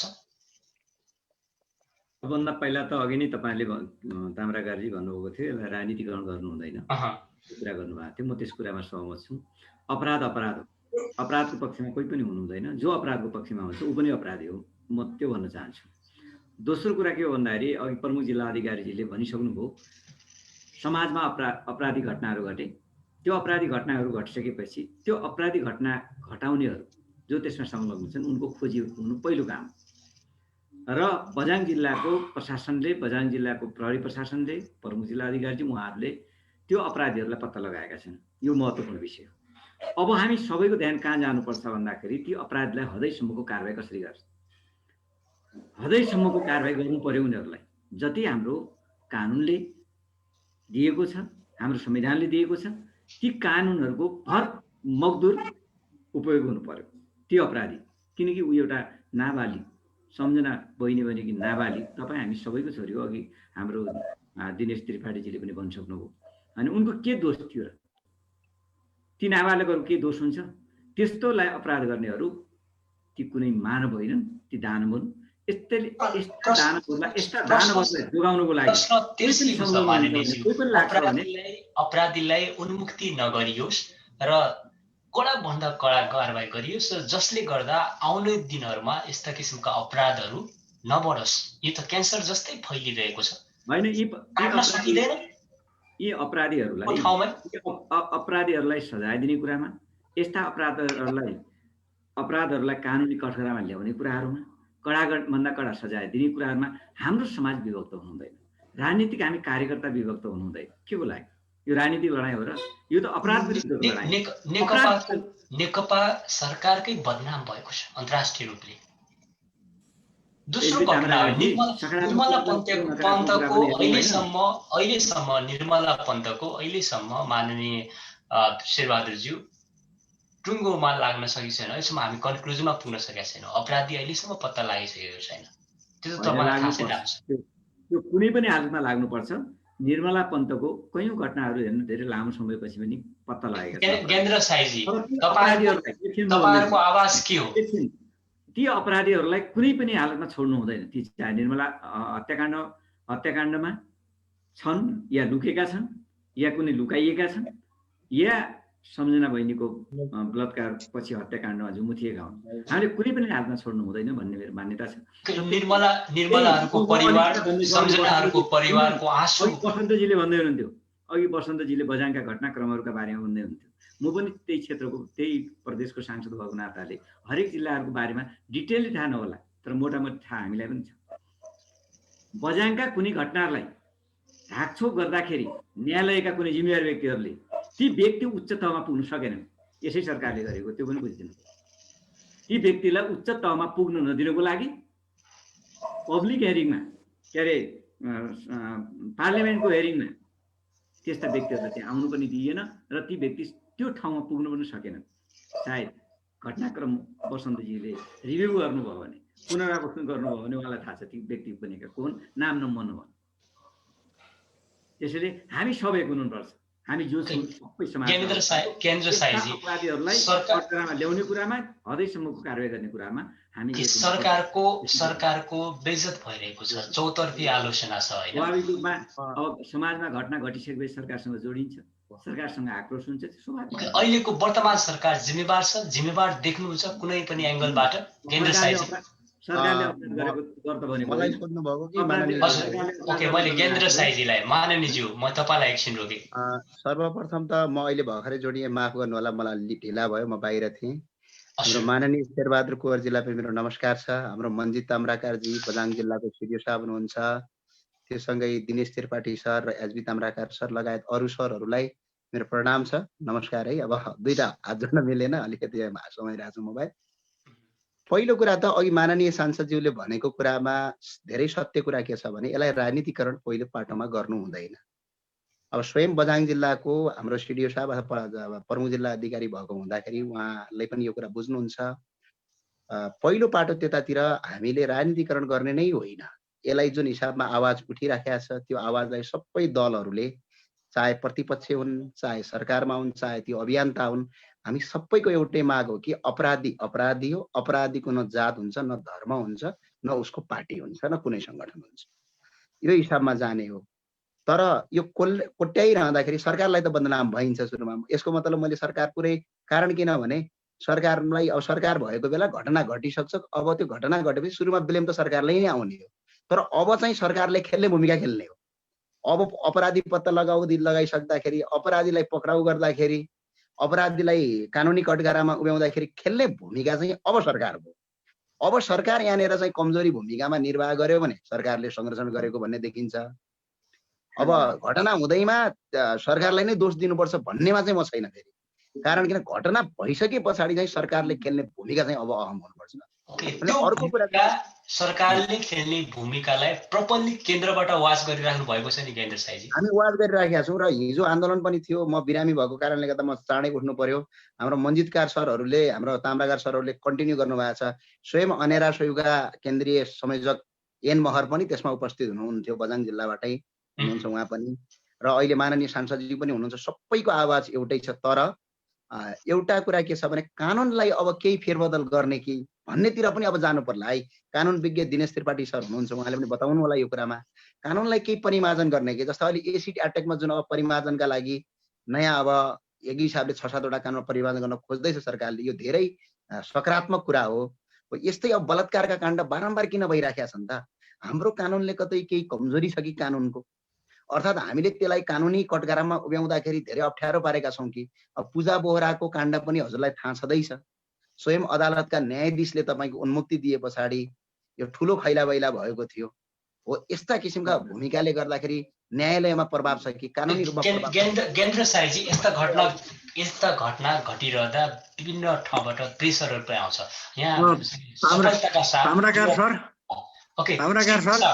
हजुर सिडिओ साहब, मैले आज तपाईँलाई यो इम्पोर्टेन्ट एउटा इन्टरनेसनल डिस्कोर्समा केही समय टाइम दिनुहोस् भन्दैछु। यो एउटा विशेष बहस हो र मैले बसन्त प्रतापज्यूलाई पनि यहाँ देखिरहेको छु। पत्रकारमाथि दबाव सिर्जना आउँछ। तपाईँले बझाङबाट निष्पक्ष रूपले यो घटनालाई निरन्तर फलोअप गर्नुभयो। एउटा चाहिँ ज्वलन्त उदाहरण हो बसन्तजी। कुनै त्यस्तो किसिमको तपाईँलाई पछाडिबाट प्रहार गर्ने खेलहरू भए यही बिचमा? किन यसरी प्रसारण गरिरहेका छौँ, किन फलो गरिरहेका छौँ भन्ने किसिमको हुन्छ नि त। यो घटनालाई, यसका चाहिँ प्रुफहरूलाई नाश बनाउने, नोक्सान गर्ने, यो घटनामा चाहिँ संलग्न व्यक्तित्व पत्तै नलाग्ने पहिला धेरै घटनाहरू घटे। ओके, तपाईँले केही त्यस्तो अनुभवहरू बटुल्नु भयो? तपाईँले भन्ने जस्तो यो घटनामा चाहिँ यो घटनामा चाहिँ त्यस्तो खालको अहिलेसम्म कतैबाट पनि भनौँ न यो राजनीतिक अथवा अरू खालको चलखेलहरू भएको जस्तो मलाई लाग्दैन। किनभने यो तपाईँको हिजो र आज मात्र जुन प्रदर्शनहरू भए त्यसमा तपाईँको सबै राजनीतिक दलका भनौँ न जिम्मेवार मानिसहरू पनि प्रदर्शनमा आएर सम्झनाले न्याय पाउनुपर्छ भन्ने कुरामा चाहिँ एकमत छन्। मैले अघि नै भनिसकेँ यहाँहरूलाई, यो घटनाले सिङ्गो बझाङवासीलाई झस्काएको छ। यो घटनाले बझाङमा यस्तो घटना अघि हाम्रो रञ्जित सरले पनि भन्नुभयो, यो हाम्रो सम्झनामा यो यति लेभलको भनौँ न एउटा दर्दनाक काल लाग्दो नृशंस घटना चाहिँ अहिलेसम्म भएको थिएन। यसले गर्दाखेरि अब यो अपराधी कसैको, अघि उहाँले भनिसक्नु भएको छ, कसैको रङ, अपराधीको रङ, जात, धर्म केही पनि हुँदैन।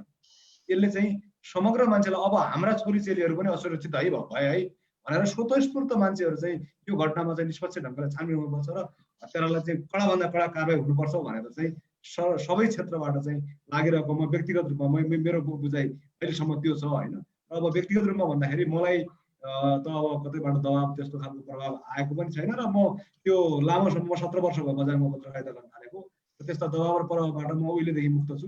यद्यपि कतिपय घटनामा चाहिँ तपाईँले भने जस्तो त्यो दबाबहरू आउने अथवा विभिन्न खालका प्रलोभनहरू, धम्कीका कुराहरू नआउने चाहिँ होइन। यो घटनामा त्यस्तो राजनीतिक रङ भुलिसकेको जस्तो लाग्दैन मलाई अहिलेसम्मको मेरो अब्जर्भेसनमा। अब भोलिका दिनमा अब यहाँ तपाईँको यो एउटा प्रवृत्ति छ, दिनेश सर गइहाल्नु भयो, कानुन व्यवसायी त्यस्तो कुरा थाहा पाउनुहुन्छ। यो एउटा कुनै केस घट्छ, त्यो केसलाई चाहिँ तपाईँको त्यो बिचमा दलालहरू घुस्छन्। अब दलालहरू घुसेर उहाँहरूले चाहिँ ल त्यो पीडक पक्षलाई नै तेरो यति पैसा दे, हामी चाहिँ तेरो छोरालाई छुट्याइदिन्छौँ भन्ने खालका त्यस्ता दलालहरू घुस्यो भने चाहिँ यसमा पनि तपाईँको फेरि यहाँ ऊ हुनसक्छ, के अरे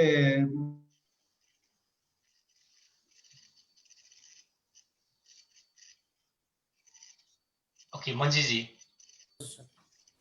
हजुर, र अब यो अलिकति अब हामीले कार्यक्रमलाई पनि अलि टुङ्ग्याउँ होइन। अब यो यस्ता घटनाहरू नघटोस् समाजमा, यसको लागि राजनीतिक दलका नेतृत्वहरू बढी जिम्मेवार छन्, प्रतिनिधिज्यूहरू बढी जिम्मेवार हुनुहुन्छ होइन। सबैजनाहरू यहीँ माननीय सांसदज्यूहरू पनि हुनुहुन्छ र सामाजिक अभियन्ताहरूले दबाब सिर्जना गर्ने हो। ओके, हजुर म बोल्दै थिएँ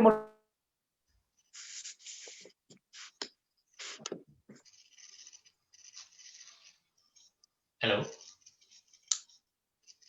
बसन्तजी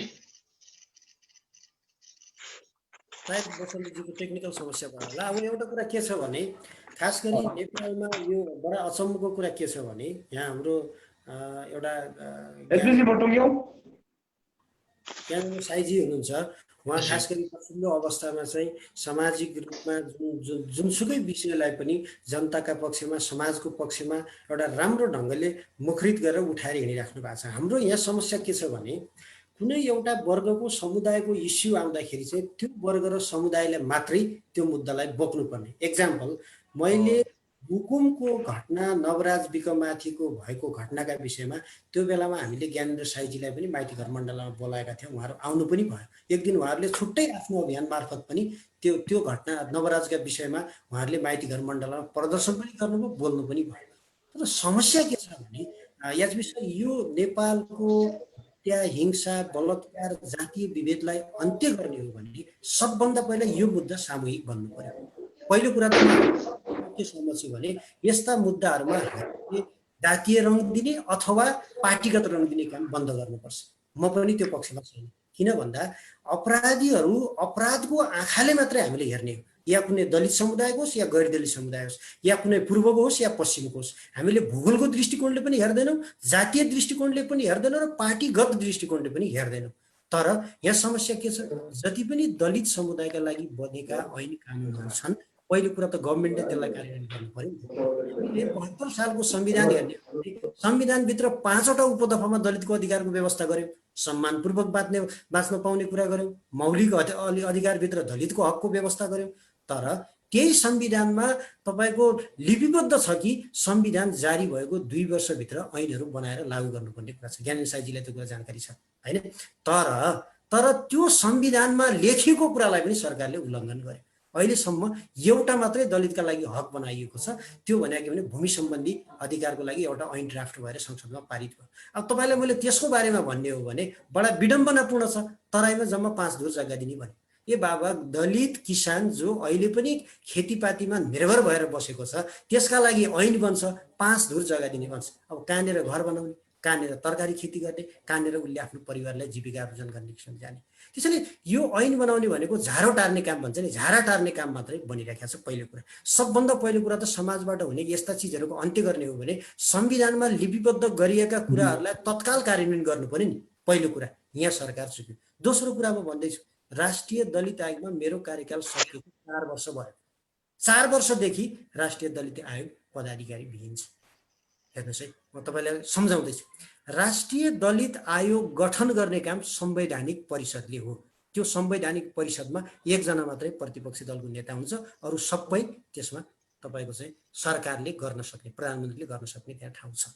अब म तपाईँलाई भन्दैछु, मानव अधिकार आयोगको नेतृत्व पठाउँछ उहाँहरूले अन्य आयोगको नेतृत्व पठाउँछ, तर राष्ट्रिय दलित आयोगमा नेतृत्व पठाउँदैन। यसको मतलब के देखिन्छ भन्दा सरकार नेपालमा रहेको संस्कार जातीय विभेदलाई अन्त्य गर्ने बाटोमा जान चाहँदैन।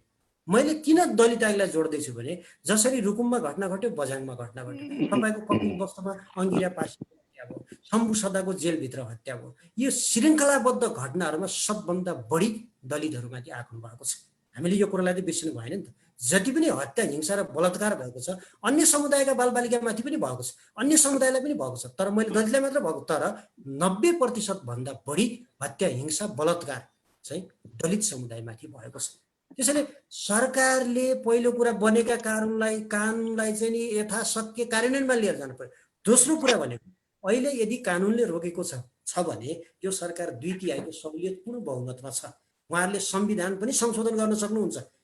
पछाडि परेको समुदाय, पीडित समुदायको पक्षमा सरकार जान उहाँहरूलाई संविधान संशोधन गरेर त्यो समुदाय र त्यो वर्गको हितमा संविधानलाई संशोधन गर्ने अधिकार पनि उहाँहरूसँग छ। त्यो पनि गर्नु। तर मैले भने नि, बनेका संरचना पनि भत्काउँदै जाने, संसदमा के अरे तपाईँको चाहिँ के भन्छ समाजमा द्वन्द्व हिँड्नतालाई प्रशय पाउँदै जाने। आज निर्मला हत्याकाण्डका बलात्कारीहरूलाई समातेर कानुनको कठघरामा ल्याएर कडा कानुन गर्नु पर्यो भनेर के दलित समुदायले मात्र भनेको थियो र? सम्पूर्ण नेपालका समुदायले भन्यो, सम्पूर्ण अभियन्ताहरूले भन्यो, ज्ञानचन्द्र साईजीहरू पनि लामो समयदेखि त्यो मुद्दालाई बोकिरहेको हामीले पनि बोकिरहेको। तर त्यो निर्मला हत्याकाण्डका बलात्कारीहरू अहिले पनि निर्फिक्र कमजोर वर्ग, कमजोर पक्ष। त्यसैले मैले भने आज त्यो एचबी सर अब म चाहिँ बाहिर हुँ है त। ओके जाँदै तपाईँ बाहिर हुनुभन्दा अगाडि मान्छेहरूमा चाहिँ कमिटमेन्ट गरिदिनुहोस्, दण्डहीनता हुँदै गयो। अपराधी कुनै पनि हालतमा अपराधीले उन्मुक्ति पाउँदैन। यो कुरा तपाईँले सार्वजनिक गर्नुपर्छ। हामी चाहन्छौँ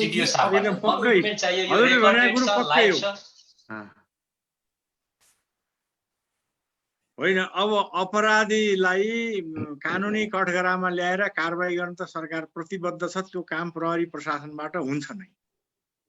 यसमा ढुक्क भए हुन्छ, यसमा कुनै चाहिँ शङ्का मान्नुपर्ने स्थिति पनि छैन। पोलिटिकल्ली कुनै प्रेसर सिर्जना भयो भने त्यो कुरा तपाईँ खुल्लेआम बताइदिनु। केही छैन, कुनै राजनीतिक केही छैन। एकदम चाहिँ तटस्थ भएर प्रहरी प्रशासनले एकदम गहिरिएर राम्रोसँग अनुसन्धान गरेका छ। यसमा कोही कसैको हस्तक्षेप पनि छैन, केही भनसुन पनि छैन। कोही कसैको कुनै राजनीतिक आर्थिक कुनै खालको दबाव प्रभाव प्रलोभन केही छैन। यसमा ढुक्क भए हुन्छ।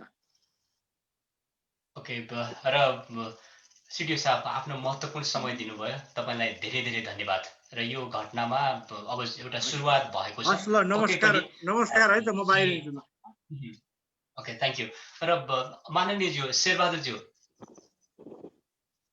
Hello Sherbahadur sir.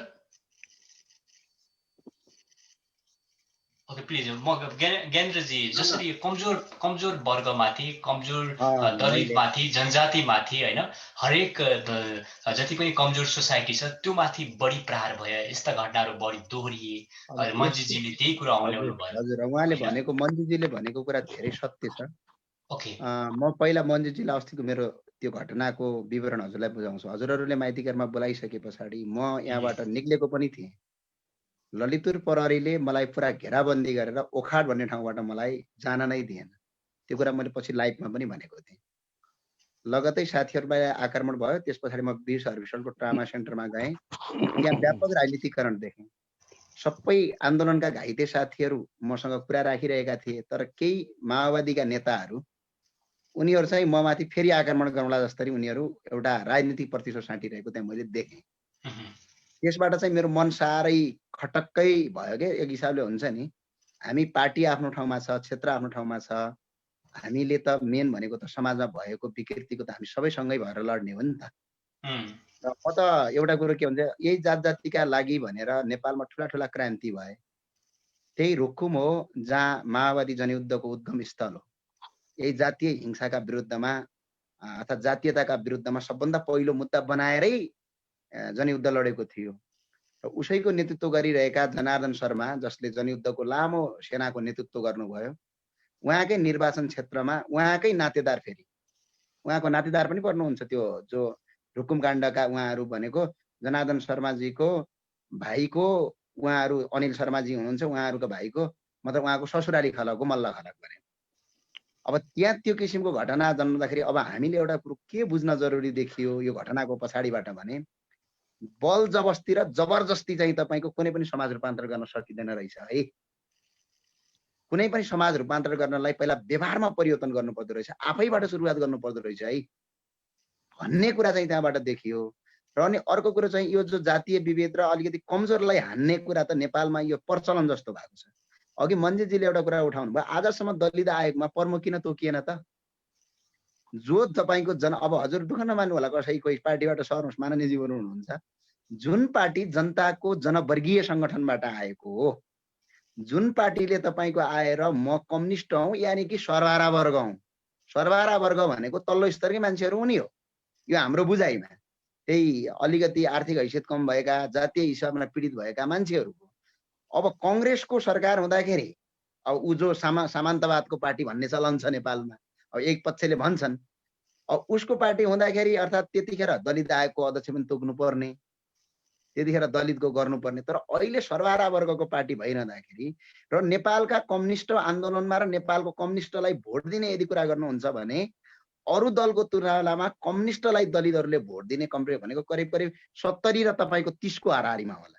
70% दलितहरूले तपाईँको कम्युनिस्टलाई भोट दिन्छन् भने 30% दलितले अरूलाई भोट दिन्छन् जस्तो मलाई लाग्छ। अहिलेको पछिल्लो सेन्ससले पनि त्यस्ता कुराहरू उजागर गरेको छ।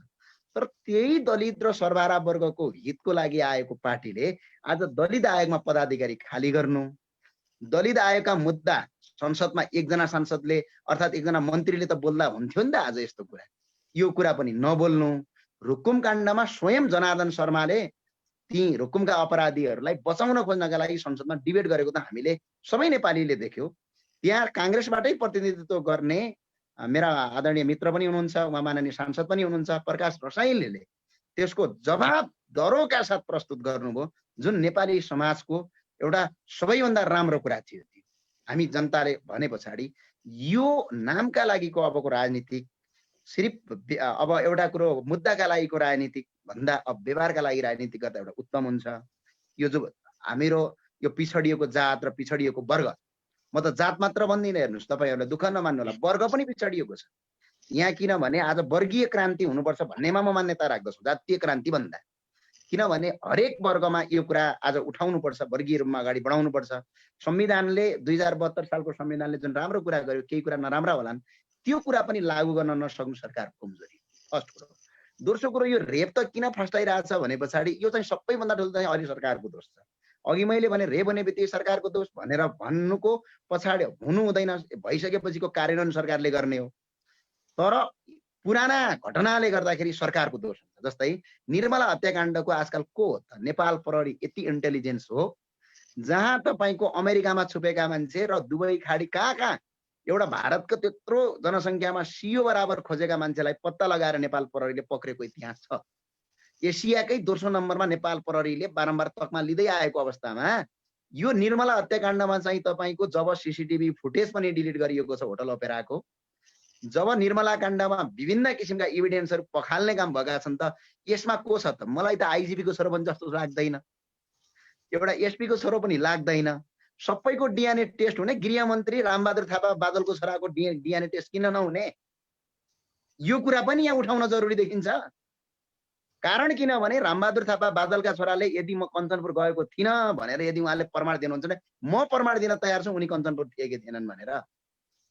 हरेक प्रमाण छन्, ठाउँ ठाउँका सीसीटीभी फुटेजहरू डिलिट गरिएका छन्।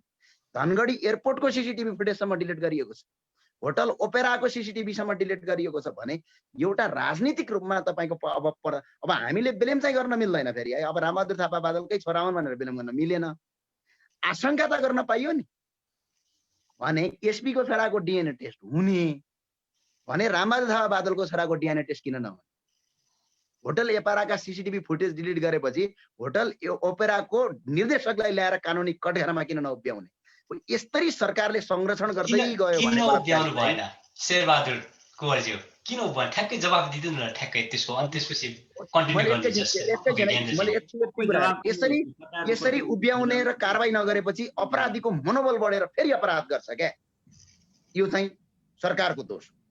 यति कुरा हजुरहरूले दुःख नमान्नुला, वास्तविकता कुरा हो। माननीयज्यू यस्तो हो कि अपराधिक कुराहरू घटेका छन्, अपराधले सबैलाई के अरे घाइते बनाएको हुन्छ, अपराधले सबैमाथि अप्ठ्यारो पारेको हुन्छ। त्यसैले अपराधका कुरा गर्दाखेरि हामी कोही सत्ता पक्षका हौँ या प्रतिपक्षका हौँ, त्यो अपराध हाम्रो पनि होइन होइन, हामी सबैको अपराध भनेको त शत्रु हो। त त्यसैले अब यहाँहरू सामाजिक अभियन्ताले उठाएका कुरामा अप्ठ्यारो मान्नुपर्ने कुरै छैन, किनकि हामी आफै पनि बोलिरहेका छौँ।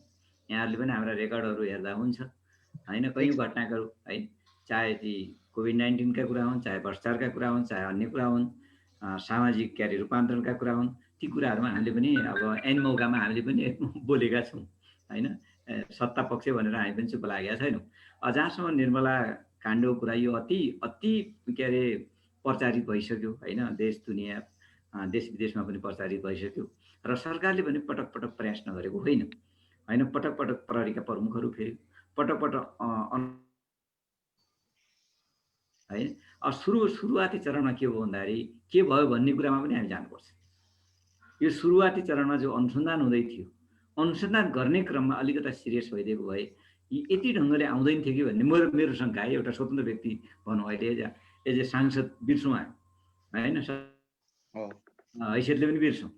त हामीले के गर्नुपर्छ भन्दाखेरि कुनै पनि घटनाक्रमहरू घटिसकेपछि त्यसलाई एउटा अनुसन्धान गर्न चाहिँ दिनुपर्छ है। त्यो अनुसन्धान दिने क्रममा के कति अप्ठ्यारोहरू आए, के कति अवरोधहरू आए भन्ने कुरा त हामीलाई थाहा छ नि त। त्यसैले निर्मला पन्त भनेकी ती कुनै पार्टीकी होइन होइन, कुनै के अरे पक्षकी होइन। निर्मला पन्त भनेकी हामी आम नेपालीकी छोरी हो। जस्तै कुनै घटनाहरू घट्यो, त्यो मेरी छोरी भइदिएको के हुन्थ्यो, तपाईँकी छोरी भएको के हुन्थ्यो, पीडा त सबैको एउटै हो नि। त्यसैले त्यस्ता अपराधी लुक्नु हुँदैन भन्ने मान्यतामा हामी दृढ छौँ। हामी कुनै पनि त्यो जोसुकै होस्, जहिले अघि उहाँले नाम लिनुभयो उच्च पदस्थ व्यक्तिहरू, चाहे गृहमन्त्री हुन् चाहे आइजिपी हुन्, जोसुकै हुन्, अपराध गर्नेहरू अपराधी नै हुन्। जसुकैका छोराछोरी हो, तिनीहरूले अपराधको कठघरामा उभिनुपर्छ।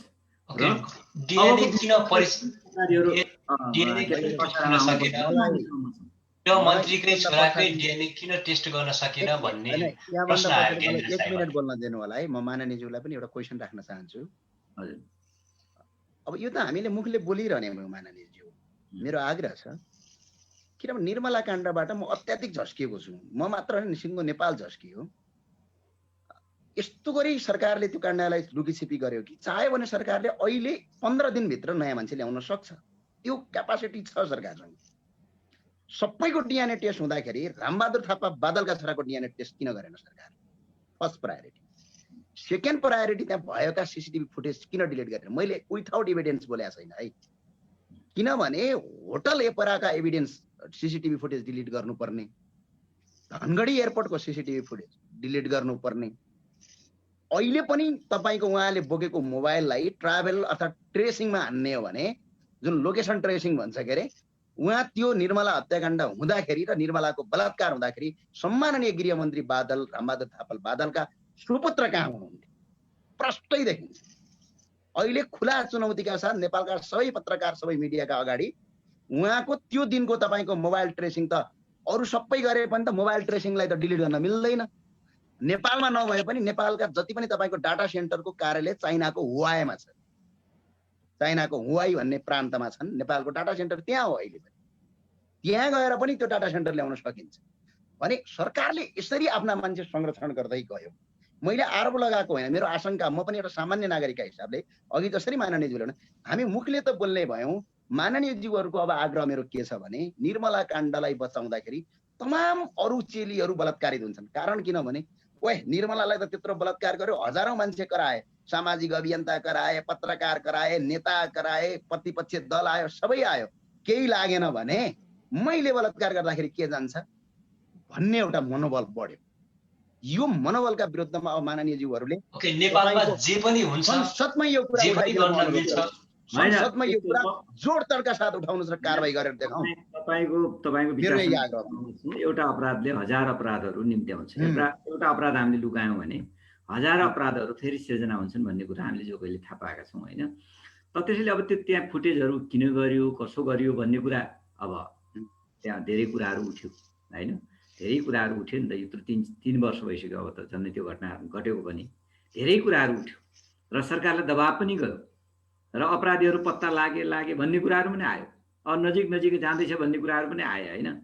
अब यी कुराहरू के कसरी भए त्यो अब हाई लेभलको कुरा हाई लेभल जानौँ, तर हामी आम जनताहरू, हामी आम जनताका प्रतिनिधिहरू सबै त्यस्तो छैन।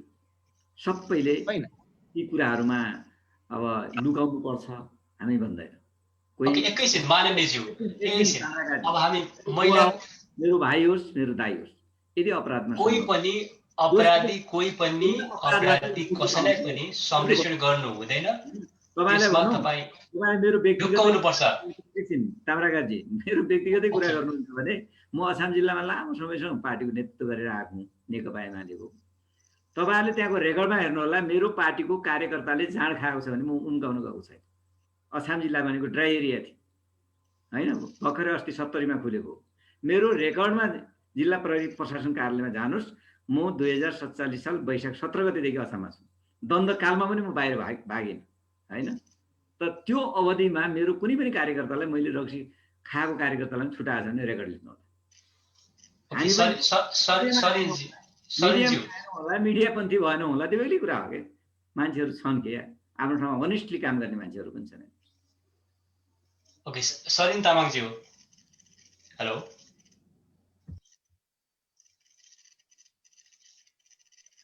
हेलो भाइ, हजुर तपाईँलाई कार्यक्रममा स्वागत छ। अब यो महिलामा एकपछि अर्को प्रहार भइरहेछ। तपाईँ आफै महिलाको प्रतिनिधि पनि हो होइन, र समाजमा घटेका यी घटनाहरूलाई नजिकबाट हेरिराख्नु भएको छ। नेपालमै हुनुहुन्छ। योभन्दा अगाडि निर्मला पन्त हामीले देख्यौँ होइन, किन महिलाहरू को पनि आफ्नै कमजोरी छ कि एक ढिक्क भएर अगाडि आउन नसकेका हुन् कि यहाँ पार्टीगत तरिकाले चाहिँ राजनीति गर्न थाले, जसले गर्दा चुनावमा चाहिँ आफ्नो पार्टीले भोट ल्याओस् भन्ने साल पनि राजनीतिमा हावी भयो र त्यो मुद्दा आउँछ सेलाउँदै जान्छ, अर्को आउँछ सेलाउँदै जान्छ। यही भएको कि कसरी हेर्नु भएको छ यो सबै घटनालाई? सरिन तामाङजी। धन्यवाद भाइ। सर्वप्रथम त आज जुम्मा को हुनुहुन्छ मैले स्पष्ट देख्न पाएको छुइनँ, र जो हुनुहुन्छ यहाँहरू सबैजनालाई, अग्रजीहरू जो हुनुहुन्छ यहाँहरू सबैजनालाई मेरो लासाफाफुला नमस्कार भन्न चाहन्छु। र जो हेरिराख्नु भएको जति पनि दर्शक वृन्दहरू हुनुहुन्छ यहाँहरू सबैजनालाई मेरो लासाफाफुला भन्न चाहन्छु। दुर्भाग्यवश भन्नुपर्दाखेरि के अरे महिला राष्ट्रपति, 2 पटक महिला राष्ट्रपति भएको देशमा महिला हिंसा व्याप्त चरम टुप्पीमा पुग्नु भनेको यो जस्तो दुःखद कुरा। र कम्युनिस्ट पार्टीको लागि भन्नुपर्दाखेरि नेपाल सरकार अहिले कम्युनिस्ट पार्टीको बहुल्यता छ। कम्युनिस्ट पार्टीको लागि एउटा निर्लज्जतापूर्ण भन्दा पनि हुन्छ। म एउटा साधारण, म राजनीतिज्ञ होइन, कुनै पार्टीको कार्यकर्ता पनि होइन, झोला बोकेर हिँड्ने कार्यकर्ता होइन। म सिर्फ एउटा साधारण काम गरेर खाने श्रमजीवी भएको हैसियतले र प्रवासबाट मैले देखेको, अहिले भर्खर म नेपालबाट आएको 6 महिना मात्रै हुन लागेको छ। प्रवासबाट हामीले देख्दाखेरि जुन देशमा महिला राष्ट्रपति 2 पटक भएको छ, त्यही देशको कोपिला, सानोभन्दा सानो कोपिलादेखि लिएर वृद्धसम्मका महिलाहरू, अशक्तहरू बलात्कार हुनु, यौन हिंसा लगायत महिला हिंसा हुनु भनेको त अब त्यो छँदैछ। त्यो त अब महिलाले, नेपाली समाजमा महिलाले पाएको एउटा कर्मै हो तिमीहरूको भन्ने खालको एउटा परिपाटी नै बसिसकेको अवस्था छ। तर जुन अशक्त छ, मसिना नानीहरू छन्, बाउबाट बलात्कृत भएको छ, दाजुबाट बलात्कृत भएको छ, काका बाउबाट, हजुर बाउबाट, हरेक उसबाट चाहिँ बलात्कृत भएर मृत्युवरण गर्नु परेको छ।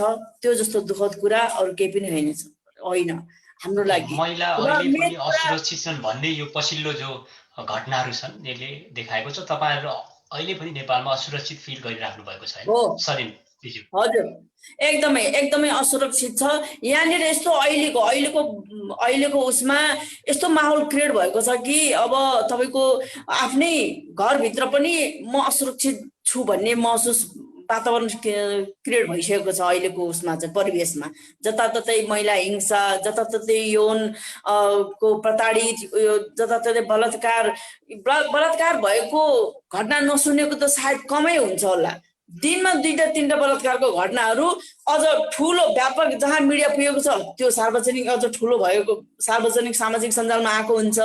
जहाँ मिडिया पुगेको छैन त्यो त अनगिन्ती बलात्कार भएको घटनाहरू चाहिँ त्यतिकै सेलाएर गइरहेको अवस्था छ। यो हुनुमा नेपाल सरकारले, यो ओली सरकारले सबैभन्दा बलात्कारीलाई, जसरी अस्ति भर्खर एउटा विधेयक पास गरेको सुनियो कि एसिड आक्रमण गर्ने अपराधीलाई यो सजाय, क्याटेगोरी अनुसारको सजाय दिने भनेर चाहिँ सुनाइएको छ।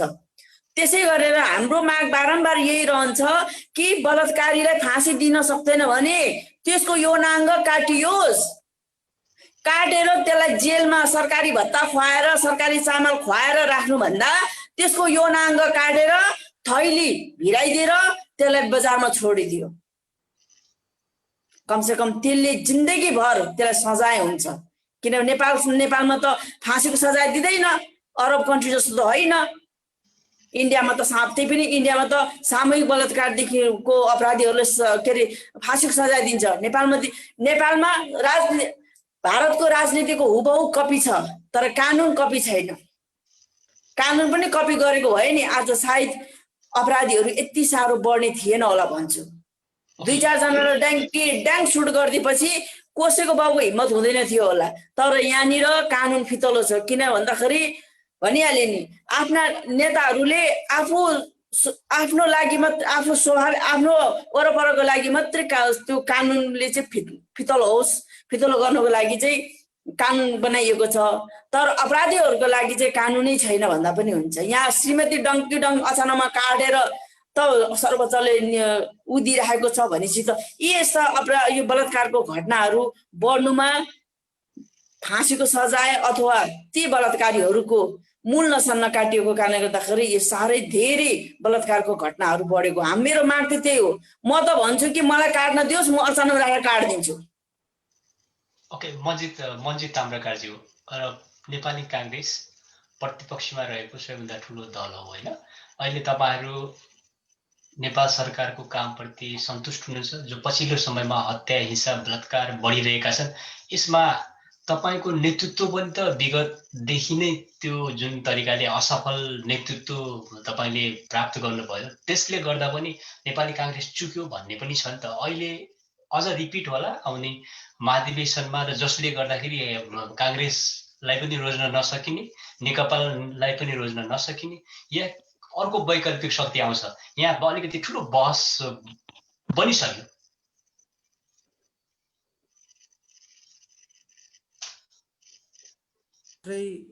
नेपाली काङ्ग्रेसले चाहिँ एकदमै राम्रो गर्यो र नेकपाले जुन अहिले गभर्मेन्ट लिडिङ गरेको छ त्यो पार्टी चाहिँ असाध्यै नराम्रो गर्यो भन्ने दृष्टिकोणले मैले बहस गर्दिनँ। नेपाली काङ्ग्रेसले लिडिङ गरेको बेलामा पनि केही कमी कमजोरीहरू भएका छन्। तर अहिले हामीले तुलनात्मक रूपले हेर्ने हो भने अहिलेको सरकारले जति पनि गतिविधिहरू सञ्चालन गरेको छ या भ्रष्टाचारको कुरा हेर्नुहोस्, अहिले यो सरकार आइसके पछाडि भ्रष्टाचार हिजो करोडौँमा थियो भने अहिले चाहिँ अरबौँमा भ्रष्टाचार भएर गएको छ। एउटा कुरा हामी त्यसरी हेरौँ। अहिले छरपष्ट सरकारमा संलग्न मन्त्रीहरू र पार्टीसँग जोडिएका, सरकारसँग जोडिएका व्यक्तिहरू अहिले तपाईँको चाहिँ छताछुल्लो रूपमा भ्रष्टाचारका काण्डहरूमा चाहिँ तपाईँको संलग्न भएको देखिन्छ। एउटा कुरा। अब समाज परिवर्तनको कुरा गर्ने हो भने अघि हाम्रो ज्ञानेन्द्र सारीजीले भनेको जस्तो हिजो समाज परिवर्तनको एजेन्डा, हामी त आर्थिक रूपले विकासको कुरा मात्रै एजेन्डालाई मात्रै बोकेर हिँड्यौँ भने त समाज त पछाडि छुट्छ। हाम्रो समाज भनेको त अहिले पनि रूढिवादी, कुसंस्कार र जातीय विभेदग्रस्त समाज हो नि। त्यसैले हिजो जो यो समुदाय जो जातीय विभेदबाट ग्रसित थियो त्यो समुदायको सबभन्दा बढी समाज क्रान्तिको मुद्दा त त्यही पार्टीले बोक्यो होइन? आज जुन पार्टी सरकारको नेतृत्व गरिराखेको छ। हामीले हिजो द्वन्द्वको समयमा तत्कालीन अवस्थाको चाहिँ माओवादीले बोकेको मुद्दालाई हेर्ने हो भने यो देशको 90% होइन 100% दलित समुदाय नेकपासँग जोडिएको थियो। भनेको माओवादीले बोकेको सामाजिक मुद्दा, सामाजिक परिवर्तनको मुद्दासँग नेपालको